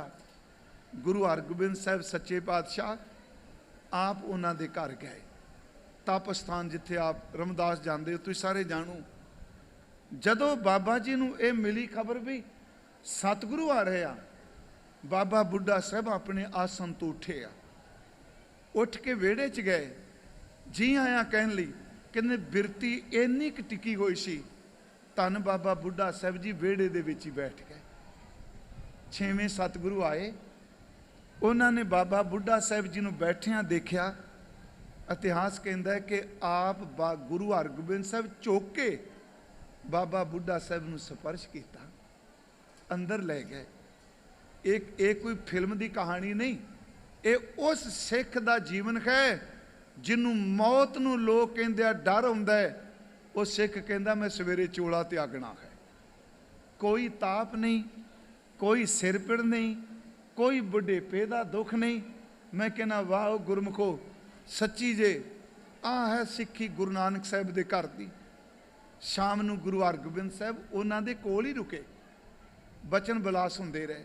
भाई गुरदास जी, भाई बिधि चंद जी, जिन्ने सिख सन, बाबा बुढ़ा साहब ने उस वक्त क्या महाराज तुसां ने बहुत किरपा की, जिवें मेरे ते किरपा की। एक मैं दात मंगनी। महाराज कहंदा दसो। कहन लगे मेरे बच्चों नूं अपनी सिक्खी बख्शिया जे। जिवें मेरी बांह नहीं छड्डी, अपने सब तो छोटे पुत्र भाई भिखारी जी, भाई सुधारी जी, भाई महमू जी, अखीर तो सब तो छोटे बाबा भाना जी, कि मेरे पुत्र की बांह तुसां पकड़नी है। हरमंदर साहब की हिस्टरी पढ़ो। बाबा बुढ़ा साहब तो बाद गुरु ग्रंथ साहब की सेवा बाबा बुढ़ा जी के पुत्र बाबा भाना जी ने निभाई है। उन्हां तो बाद धन गुरु हरगोबिंद साहब बैठे, संध्या का वेला, संगत बहुत इलाके की इकट्ठी हुई। कोई छोटी जी गल थोड़ी सी, एडा वड्डा गुरसिख। उस वक्त शाम नूं गल चली, भाई बिधि चंद जी, भाई गुरदास साहब जी, ये कहंदे आ बाबा जी कोई बचन सुनाओ, सिक्खी कमाई। महाराज बाबा बुढ़ा साहब दे जो इतिहास कहता, जेडे आ केस सन ना जी, आ उपर वाले, ये बिल्कुल चिट्टे ते नेत्रां नूं ढकदे सन। गुरु हरगोबिंद साहब वाल देख के बाबा जी कहंदे आ सब बख्शां दे मालक तां ये ने, मेरे तो की पुछदे हो। पर गुरु हरगोबिंद साहब जी ने कहा बाबा जी दसो। मैं ज़्यादा डिटेल च नहीं, उन्हें पूरा दसिया। अखीर ते उन्हें कहा कि भाई सिखो, जदों कहंदे ने बाबा जी दसो की कमाईए, कहन लगे जप करो, तप करो ते संयम रखो।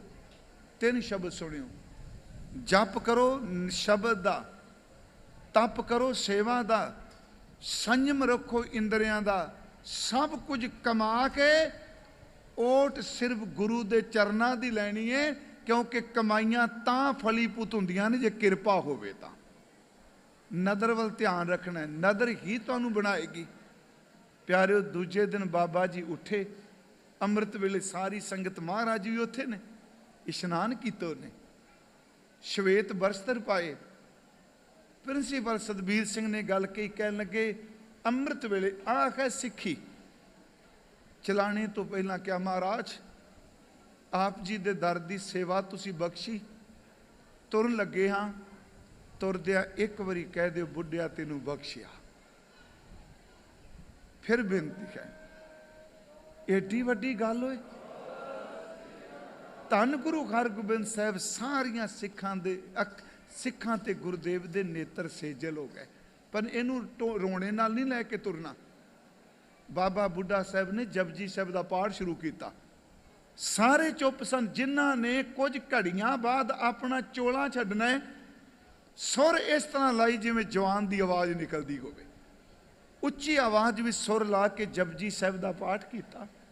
जपजी साहब का पाठ करके नमस्कार की उन्हें। सच एवे जिन्हों गुरु नानक ने अपने सीने नाल 18-12 साल के बच्चे नूं लाया, अज 125 साल के बजुर्ग ने अपना सीस गुरु हरगोबिंद साहब की झोली विच टिका दिता। उत्थे फिर बाबा जी का चलाना होया। जदों बाबा जी सचखंड बयाना कर गए, गुरु हरगोबिंद साहब ने पहला शब्द कहा। देखिया वेखो, मैं सोचना मौत डराउंदी है। मौत का ना सुन के बंदा कंबदा है। आखिर शब्द कमान वाला जिहड़ा मौत ते भी फतेह पाई बैठा है। सीस झोली सी। गुरु हरगोबिंद साहब ने मस्तक उत्ते हाथ रखिया। पहला शब्द गुरु हरगोबिंद साहब ने कहा, संगत जी। सारी संगत खामोश सी। साध संगत जी वधाई होवे, वधाई होवे। संगत खामोशी नूं तोड़दियां क्या महाराज कहंदे आ, वधाई इस करके दे रहे जेड़े जिंदगी जी बाजी हार के जान, उन्हां ते अफसोस हुंदा है। जेड़े जित के जांदे होण उन्हां नूं वधाइयां मिलदियां हुंदियां ने। ये जित के गए आ, वधाई होवे। फिर तुहानूं पता है तप स्थान तो लैके समाधां तक गुरु हरगोबिंद साहब ने ही मोढा दिता। अगे बदलण दा जिक्र नहीं हुंदा हिस्टरी च। इशनान कराया, वस्त्र पहनाए। धन गुरु नानक साहब के वड्डे सपुत्र बाबा श्री चंद भी आए आ। बाबा जी के चलाने चो आए। गुरु हरगोबिंद साहब उन्होंने मोढा, बाबा भाई भाना जी ने, भाई गुरदास साहब, भाई बिधि चंद जी। इशनान तो बाद बाबा जी के अर्थी नूं मोढा गुरु हरगोबिंद साहब ने अगे ला के दिता। इथों जाप हुंदा गया।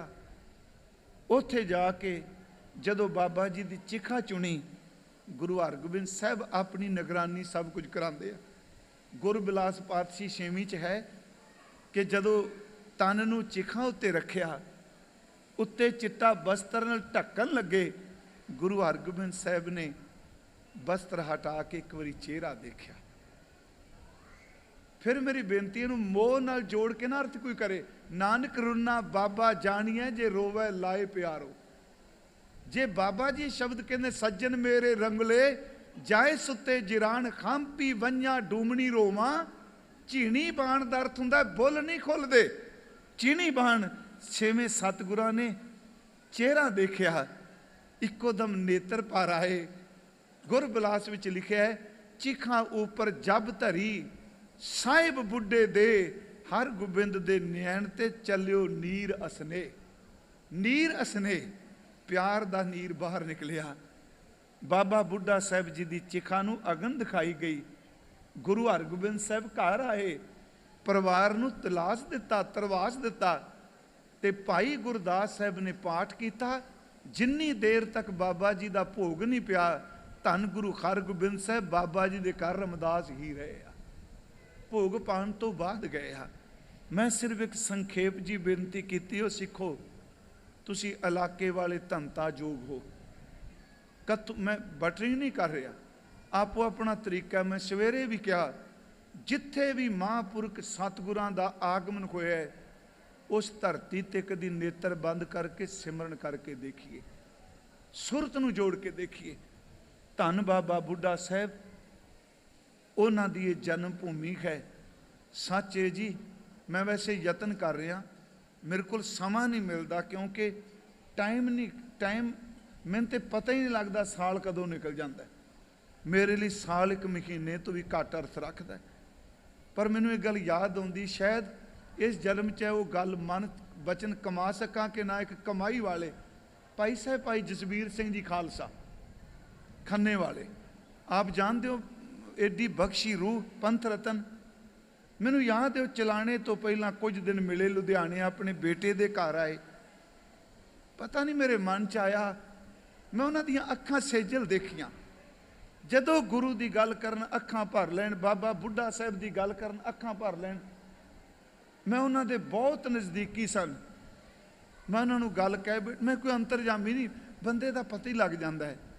ਮੈਂ ਕਿ ਮੈਨੂੰ ਇੰਝ ਲੱਗਦਾ ਹੈ ਕਿ ਭਾਈ ਜਸਵੀਰ ਸਿੰਘ ਕੋਈ ਦਿਨਾਂ ਨੂੰ ਚਲਾਣਾ ਕਰ ਜਾਣਾ। ਮੈਨੂੰ ਹੱਥ ਘੁੱਟ ਕੇ ਗੱਲ ਕਹਿੰਦੇ ਆ, ਇੱਕ ਕੰਮ ਕਰਿਓ, ਧੰਨ ਬਾਬਾ ਬੁੱਢਾ ਸਾਹਿਬ ਦਾ ਜੀਵਨ ਜ਼ਰੂਰ ਲਿਖਿਓ, ਕਿਉਂਕਿ ਮੈਂ ਲਿਖ ਨਹੀਂ ਸਕਦਾ, ਬੋਲ ਸਕਣਾ। ਪਰ ਉਸ ਰੂਹ ਨੇ ਕਿਹਾ, ਮੇਰੀ ਇੱਛਾ ਹੈ ਮੈਂ ਸ਼੍ਰੋਮਣੀ ਕਮੇਟੀ ਦੇ ਸੱਜਣ ਹੋ ਸਕਦਾ ਇੱਥੇ ਬੈਠੇ ਹੋਣ, ਸਭ ਨੂੰ ਇੱਕ ਬੇਨਤੀ ਕਰਾਂਗਾ ਕਿ 5-7 ਭਾਵਨਾ ਵਾਲੇ ਖੋਜੀ ਲਾ ਕੇ ਘੱਟੋ ਘੱਟ ਬਾਬਾ ਬੁੱਢਾ ਸਾਹਿਬ ਦਾ ਜੀਵਨ ਤਾਂ ਲਿਖ ਦਿਓ। ਆਪਾਂ ਸੁਣੀ ਸੁਣਾਈ ਗੱਲ ਬਹੁਤ ਕਰਨੇ ਆ ਨਾ, ਪਰ ਧੰਨ ਬਾਬਾ ਬੁੱਢਾ ਸਾਹਿਬ ਜੀ। ਗੁਰਮੁਖੋ, ਅੱਜ ਮੈਂ ਸਵੇਰੇ ਕਿਹਾ, ਜੇ ਕੋਈ ਪੁੱਛਦਾ ਜੀ ਬ੍ਰਹਮ ਗਿਆਨੀ ਕੌਣ ਹੁੰਦਾ ਹੈ, ਬ੍ਰਹਮ ਗਿਆਨੀ ਦੀ ਵਿਆਖਿਆ ਵੀ ਬਾਬਾ ਬੁੱਢਾ ਸਾਹਿਬ ਦਾ ਜੀਵਨ ਕਰਦਾ ਹੈ। ਜੇ ਕੋਈ ਪੁੱਛੇ ਜੀ ਸੰਤ ਕੌਣ ਹੁੰਦਾ ਹੈ, ਮੈਂ ਕਹਿੰਦਾ ਬਾਬਾ ਬੁੱਢਾ ਸਾਹਿਬ ਦਾ ਜੀਵਨ ਸੰਤ ਦੀ ਵਿਆਖਿਆ ਕਰ ਰਿਹਾ ਹੈ। ਜੇ ਕੋਈ ਪੁੱਛੇ ਜੀ ਸਾਧ ਕੌਣ ਹੁੰਦਾ ਹੈ, ਬਾਬਾ ਬੁੱਢਾ ਸਾਹਿਬ ਦਾ ਜੀਵਨ ਸਾਧ ਦੀ ਵਿਆਖਿਆ ਕਰ ਰਿਹਾ ਹੈ। ਜੇ ਕੋਈ ਪੁੱਛੇ ਜੀ ਗੁਰਮੁਖ ਕੌਣ ਹੁੰਦਾ ਹੈ, ਬਾਬਾ ਬੁੱਢਾ ਸਾਹਿਬ ਦਾ ਜੀਵਨ ਗੁਰਮੁਖ ਦੀ ਵਿਆਖਿਆ ਕਰ ਰਿਹਾ ਹੈ। ਜੇ ਕੋਈ ਪੁੱਛੇ ਜੀ ਹਰ ਜਨ ਕੌਣ ਹੁੰਦਾ ਹੈ, ਬਾਬਾ ਬੁੱਢਾ ਜੀ ਦਾ ਜੀਵਨ ਹਰ ਜਨ ਦੀ ਵਿਆਖਿਆ ਕਰ ਰਿਹਾ ਹੈ। ਜੇ ਕੋਈ ਪੁੱਛੇ ਜੀ ਮੁਰੀਦ ਕੌਣ ਹੁੰਦਾ ਹੈ, ਬਾਬਾ ਬੁੱਢਾ ਸਾਹਿਬ ਦਾ ਜੀਵਨ ਮੁਰੀਦ ਦੀ ਵਿਆਖਿਆ ਕਰਦਾ ਹੈ। ਜੇ ਕੋਈ ਪੁੱਛੇ ਜੀ ਗੁਰਸਿੱਖ ਕੌਣ ਹੁੰਦਾ ਹੈ, ਤੇ ਧੰਨ ਬਾਬਾ ਬੁੱਢਾ ਸਾਹਿਬ ਵਿਆਖਿਆ ਕਰਦਾ ਹੈ ਕਿ ਸਿੱਖ ਕੌਣ ਹੁੰਦਾ ਹੈ। ਜਿੰਨੇ ਰੂਹਾਨੀ ਸ਼ਬਦ ਨੇ ਗੁਰੂ ਗ੍ਰੰਥ ਸਾਹਿਬ 'ਚ, ਹਰ ਸ਼ਬਦ ਦੀ ਵਿਆਖਿਆ ਧੰਨ ਬਾਬਾ ਬੁੱਢਾ ਸਾਹਿਬ ਦਾ ਜੀਵਨ ਕਰਦਾ ਹੈ। ਉਹਨਾਂ ਨੂੰ ਬ੍ਰਹਮ ਗਿਆਨੀ ਕਹੋ, ਸਾਧ ਕਹੋ, ਗੁਰਮੁਖ ਕਹੋ, ਸੰਤ ਕਹੋ, ਮਹਾਂਪੁਰ ਕਹੋ, ਹਰਜਨ ਕਹੋ, ਦਰਵੇਸ਼ ਕਹੋ। ਸੱਚ ਇਹ ਵੇ, ਦਰਵੇਸ਼ ਫਾਰਸੀ ਦਾ ਸ਼ਬਦ ਹੈ ਦਰ ਅਵੇਜ਼, ਇੱਥੋਂ ਦਰਵੇਸ਼ ਬਣਿਆ ਪੰਜਾਬੀ 'ਚ। ਦਰ ਅਵੇਜ਼ ਦਾ ਅਰਥ ਹੁੰਦਾ ਬੂਹੇ ਤੇ ਲਟਕਿਆ ਹੋਇਆ। ਇੱਕ ਵਾਰੀ ਸਾਈਂ ਦੇ ਬੂਹੇ ਤੇ ਡਿੱਗ ਗਿਆ, ਫਿਰ ਉੱਠਿਆ ਨਹੀਂ। ਜੇ ਕਿਸੇ ਦਰਵੇਸ਼ ਦੇ ਦਰਸ਼ਨ ਕਰਨੇ ਤੇ ਬਾਬਾ ਬੁੱਢਾ ਸਾਹਿਬ ਦਾ ਕਰੋ। ਉਹਨਾਂ ਦੇ ਪਵਿੱਤਰ ਅਸਥਾਨ ਤੇ ਅੱਜ ਅਸੀਂ ਆਏ ਹਾਂ ਤੇ ਮੈਂ ਧੰਨਵਾਦੀ ਖਾਂ ਇੱਥੋਂ ਦੇ ਪ੍ਰਬੰਧਕਾਂ ਦਾ, ਮੈਨੇਜਰ ਸਾਹਿਬ ਦਾ ਵੀ ਜੀ, ਤੇ ਖਾਸ ਕਰਕੇ ਅਮਰੀਕਾ ਤੋਂ ਮੇਰੇ ਵੀਰ ਭਾਈ ਮਨਜੀਤ ਸਿੰਘ ਹੋਣੀ ਇੱਥੇ ਗੁਰਮੁਖਾਂ ਦੇ ਘਰ ਗਏ। ਨਾਂ ਤਾਂ ਨਹੀਂ ਮੈਂ ਜਾਣਦਾ, ਹਾਂਜੀ ਭਾਈ ਜੀਤ ਸਿੰਘ ਜੀ। ਇਹਨਾਂ ਮੈਨੂੰ ਸੁਨੇਹਾ ਘੱਲਿਆ, ਕਿਉਂਕਿ ਇਹ ਨਹੀਂ ਕਿ ਆਪਾਂ ਹਉਮੈ 'ਚ ਵੀ ਮੈਂ ਫਲਾਣੀ ਥਾਂ ਨਹੀਂ ਜਾ। ਮੇਰੀ ਬੜੀ ਇੱਕ ਮੁਸ਼ਕਲ ਹੈ, ਗੁਰੂ ਕੇ ਕਵੀ ਸਿੰਘ ਬੈਠੇ, ਜਿਹਨੂੰ ਤੇ ਮਿਲ ਜਾਂਦਾ ਟਾਈਮ ਉਹਦੇ ਲਈ ਮੈਂ ਬਣ ਜਾਣਾ ਐ ਸਿਰੇ ਦਾ ਸਿੱਖ। ਜਿਹਨੂੰ ਨਹੀਂ ਮਿਲਦਾ ਫਿਰ ਉਹਨੂੰ ਭੰਡਦਾ, ਮਾਇਆ ਦਾ ਲਾਲਚੀ ਹੈ। ਸੱਚੀ ਗੱਲ, ਸਾਡੀ ਬੜੀ ਬੱਸ ਕਰਾ ਦਿੰਦੇ ਨੇ ਲੋਕੀ ਨੇ, ਭਾਈ ਸਾਹਿਬ ਤੁਹਾਨੂੰ ਇਹ ਵਾਸਤਾ ਹੋਣਾ। ਪਰ ਮੈਂ ਅੱਜ ਬਾਬਾ ਬੁੱਢਾ ਸਾਹਿਬ ਦੇ ਸਥਾਨ ਤੇ ਬੈਠਾ ਇਹ ਗੱਲ ਤੁਹਾਨੂੰ ਕਹਿ ਦਿਆਂ। ਵੈਸੇ ਤੇ ਪ੍ਰਚਾਰਕ ਨੂੰ ਸਪਸ਼ਟੀਕਰਨ ਨਹੀਂ ਦੇਣੇ ਚਾਹੀਦੇ। ਮੈਂ ਜਿਸ ਦਿਨ ਦੀ ਕਥਾ ਸ਼ੁਰੂ ਕੀਤੀ ਹੈ, ਮਨਜੀਤ ਸਿੰਘ ਵੀਰ ਮੇਰੇ ਬੈਠੇ ਆ, ਬੜੀ ਗੁਰੂ ਸਾਹਿਬ ਦੀ ਕਿਰਪਾ ਹੈ। ਜਿਸ ਦਿਨ ਤੋਂ ਮੈਂ ਗ੍ਰੰਥੀ ਦੀ ਡਿਊਟੀ ਤੋਂ ਸ਼ੁਰੂ ਹੋਇਆ, 87 ਤੋਂ ਲੈ ਕੇ 2021 ਆ ਗਿਆ, ਮਾਨ 'ਚ ਨਹੀਂ। ਗੁਰਮੁਖੋ, ਦੇਸ਼ ਪ੍ਰਦੇਸ਼ ਕਦੀ ਵੀ ਮੈਂ ਇੱਕ ਧੇਲਾ ਮੰਗ ਕੇ ਕਿਸੇ ਤੋਂ ਕਥਾ ਨਹੀਂ ਕੀਤੀ। ਕੋਈ ਦੈ ਨਾ ਦੈ, ਪਰ ਮੈਂ ਨਿਸ਼ਕਾਮੀ ਵੀ ਨਹੀਂ, ਤੇ ਯਾਦ ਰੱਖਿਓ ਮੈਂ ਲਾਲਚੀ ਵੀ ਨਹੀਂ। ਗ੍ਰਸਤੀਆਂ ਭਾਵੇਂ, ਤੇ ਸੰਗਤ ਨੇ ਇੰਨਾ ਕੋਈ ਦਿੱਤਾ ਹੈ। ਅਕਿਰਤਕਾਨ ਨਹੀਂ ਬਣਨਾ ਚਾਹੀਦਾ। ਕੀ ਹੁੰਦਾ ਜਦੋਂ ਅਸੀਂ ਸਿਰੇ ਤੇ ਪਹੁੰਚ ਜਾਂਦੇ ਹਾਂ ਤੇ ਲੱਖਾਂ ਕਮਾਉਣ ਲੱਗਦੇ ਹਾਂ, ਅੰਦਰ ਵਾਲਾ ਲਾਲਚ ਦਾ ਕੁੱਤਾ ਭੌਂਕ ਕੇ ਕਹਿੰਦਾ ਸਾਨੂੰ ਕੀ ਦਿੱਤਾ ਕੌਮ ਨੇ। ਮੇਰੀਆਂ ਪੀੜ੍ਹੀਆਂ ਵੀ ਕਦੀ ਕੌਮ ਦਾ ਕਰਜ਼ ਨਹੀਂ ਲਾ ਸਕਦੀਆਂ ਜੋ ਸਾਨੂੰ ਕੌਮ ਨੇ ਦਿੱਤਾ ਹੈ। ਤੇ ਇੱਕ ਵਾਰੀ ਮੈਂ ਅੱਗੇ ਆਇਆ ਸੀ, ਬੜਾ ਸਮਾਂ ਪਹਿਲਾਂ ਹੋ ਗਿਆ ਹੈ, ਉਹ ਫੋਨ ਕਿਸੇ ਹੋਰ ਨੇ ਕੀਤਾ ਸੀ ਹਨਾ। ਉਹ ਮੈਨੂੰ ਕਹਿੰਦਾ ਸਮੇਂ ਸਿਰ ਪਹੁੰਚ ਜੋ। ਮੈਂ ਆਇਆ ਤੇ ਅਗਲੇ ਕਹਿੰਦੇ ਤੁਹਾਡਾ ਦੇ ਟਾਈਮ ਹੀ ਕੋਈ ਨਹੀਂ ਇੱਥੇ। ਪਰ ਗੁਰਮੁਖੋ, ਇੱਥੋਂ ਦੇ ਜਿਹੜੇ ਮੈਨੇਜਰ ਸਾਹਿਬ ਸਨ ਨਾ ਜੀ, ਉਹਨਾਂ ਨੇ ਬੜਾ ਮੈਨੂੰ ਪਿਆਰ ਕੀਤਾ। ਉਹਨਾਂ ਕਿਹਾ ਨਹੀਂ ਨਹੀਂ ਭਾਈ ਸਾਹਿਬ, ਤੁਸੀਂ ਸਮਾਂ ਲਾ ਕੇ ਜਾਣਾ ਹੈ। ਤੇ ਆਪ ਸਭ ਨੇ ਬਹੁਤ ਪਿਆਰ ਦਿੱਤਾ। ਆਓ, ਮੈਂ ਯਤਨ ਕੀਤਾ ਸੀ ਵੀ ਤੁਸੀਂ ਆਵਾਜ਼, ਕਿਉਂਕਿ ਇਹ ਪ੍ਰਚਾਰਕ ਲਈ ਬੜੀ ਮੁਸ਼ਕਲ ਹੁੰਦੀ ਹੈ ਵੀ ਡਿਸਟਰਬੈਂਸ ਬੋਲਣਾ ਜਿਹੜਾ ਹੈ। ਹੁਣ ਤੁਸੀਂ ਜ਼ੋਰ ਲਾ ਕੇ ਬੋਲਦੇ ਹੋ, ਜਿੰਨਾ ਬੋਲਣਾ ਜ਼ੋਰ ਲਾ ਲਓ ਪੂਰਾ। ਮੈਂ ਅੱਗੇ ਬੋਲਾਂਗਾ, ਤੁਸੀਂ ਪਿੱਛੇ ਬੋਲਣਾ ਹੈ ਜੀ। ਅੱਜ ਪਤਾ ਲੱਗ ਜਾ ਕੱਥੂ ਨੰਗਲ ਤੋਂ ਆਵਾਜ਼ ਰਮਦਾਸ ਤੱਕ ਪਹੁੰਚੇ ਬਾਬੇ ਬੁੱਢੇ ਦੇ ਘਰ ਤੱਕ। ਕਰੋ ਕਿਰਪਾ। ਪਹਿਲਾਂ ਦਾਸ ਬੋਲੇਗਾ, ਫਿਰ ਖਾਲਸਾ ਜੀ ਤੁਸੀਂ ਬੋਲਣਾ, ਤੇ ਤੀਸਰੇ ਹਿੱਸੇ ਵਿੱਚ ਬੀਬੀਆਂ। ਜਪਣਾ ਆਪਾਂ ਬਾਬਿਆਂ ਵਾਲਾ ਨਾਮ ਹੀ ਜਿਵੇਂ ਕਾਰਸੇ ਵਾਲੇ ਮਹਾਂਪੁਰਖ ਜਪਾਉਂਦੇ। ਤੇ ਮੇਰੀ ਇੱਛਾ ਜੇ ਰੌਲਾ ਪਾਇਆ ਹੀ ਹੈ ਨਾ ਕਿ 2 ਮਿੰਟ ਚੰਗੀ ਤਰ੍ਹਾਂ ਰੱਬ ਲਈ ਰੌਲਾ ਪਾ ਲਓ, ਇਹ ਬਾਹਰ ਦਾ ਰੌਲਾ ਸਫਲ ਹੋ ਜਾਏਗਾ। ਸਤਨਾਮ ਵਾਹਿਗੁਰੂ, ਸਤਨਾਮ ਵਾਹਿਗੁਰੂ। ਸਾਰੇ ਬੋਲਿਓ।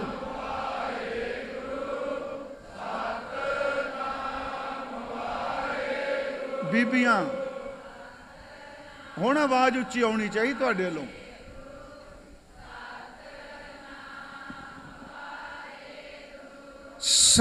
ਸਤਨਾਮ ਵਾਹਿਗੁਰੂ, ਸਤਨਾਮ ਵਾਹਿਗੁਰੂ।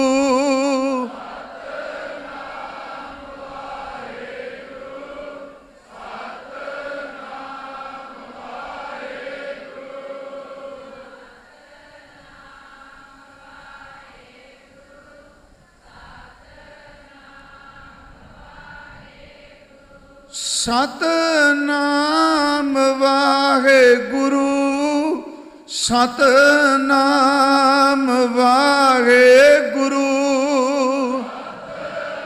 ਵਾਹ ਵਾਹ।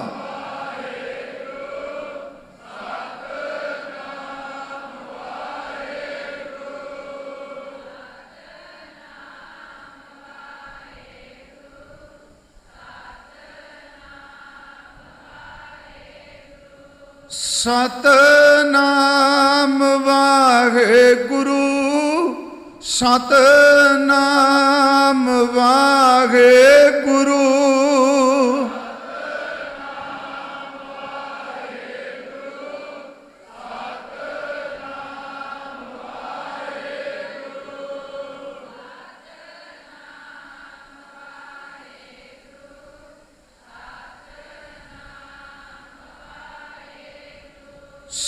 ਸਤਨਾਮ ਵਾਹਿਗੁਰੂ, ਸਤਨਾਮ ਵਾਹਿਗੁਰੂ।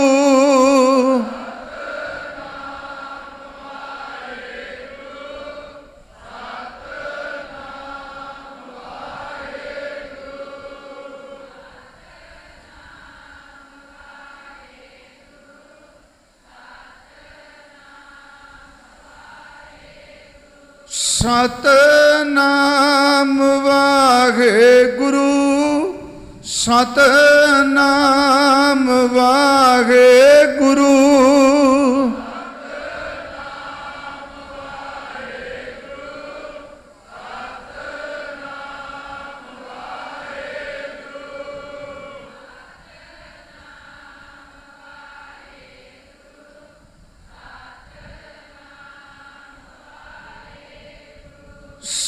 ਸਤਨਾਮ ਵਾਹਿਗੁਰੂ, ਸਤਨਾਮ ਵਾਹਿਗੁਰੂ।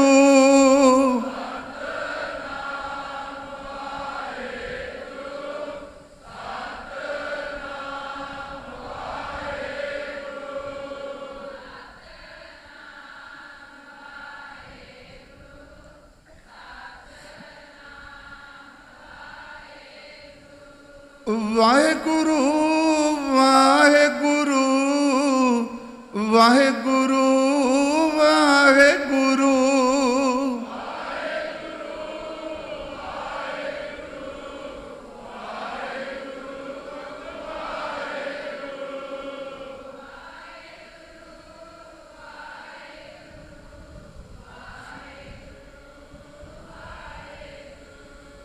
ਵਾਹਿਗੁਰੂ ਵਾਹਿਗੁਰੂ ਵਾਹਿਗੁਰੂ ਵਾਹਿਗੁਰੂ।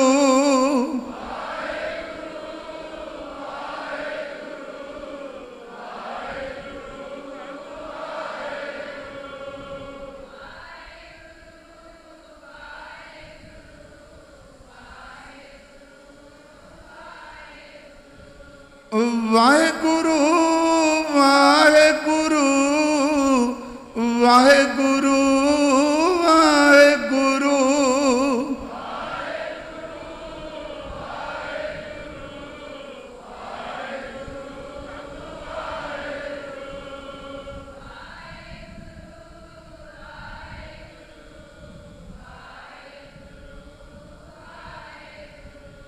ਵਾਹਿਗੁਰੂ ਵਾਹਿਗੁਰੂ ਵਾਹਿਗੁਰੂ ਵਾਹਿਗੁਰੂ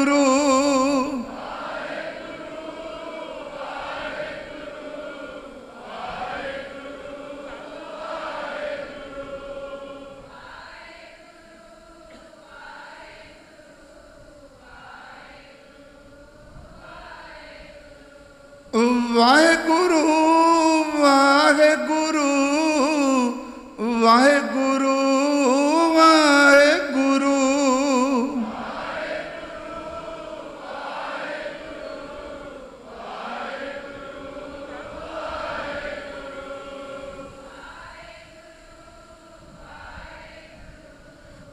ਵਾਹਿਗੁਰੂ ਵਾਹਿਗੁਰੂ।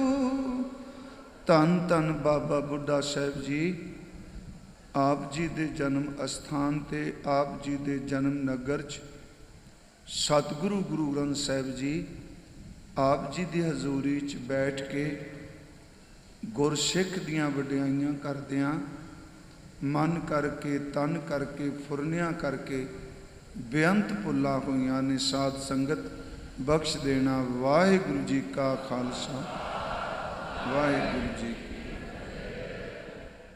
बोल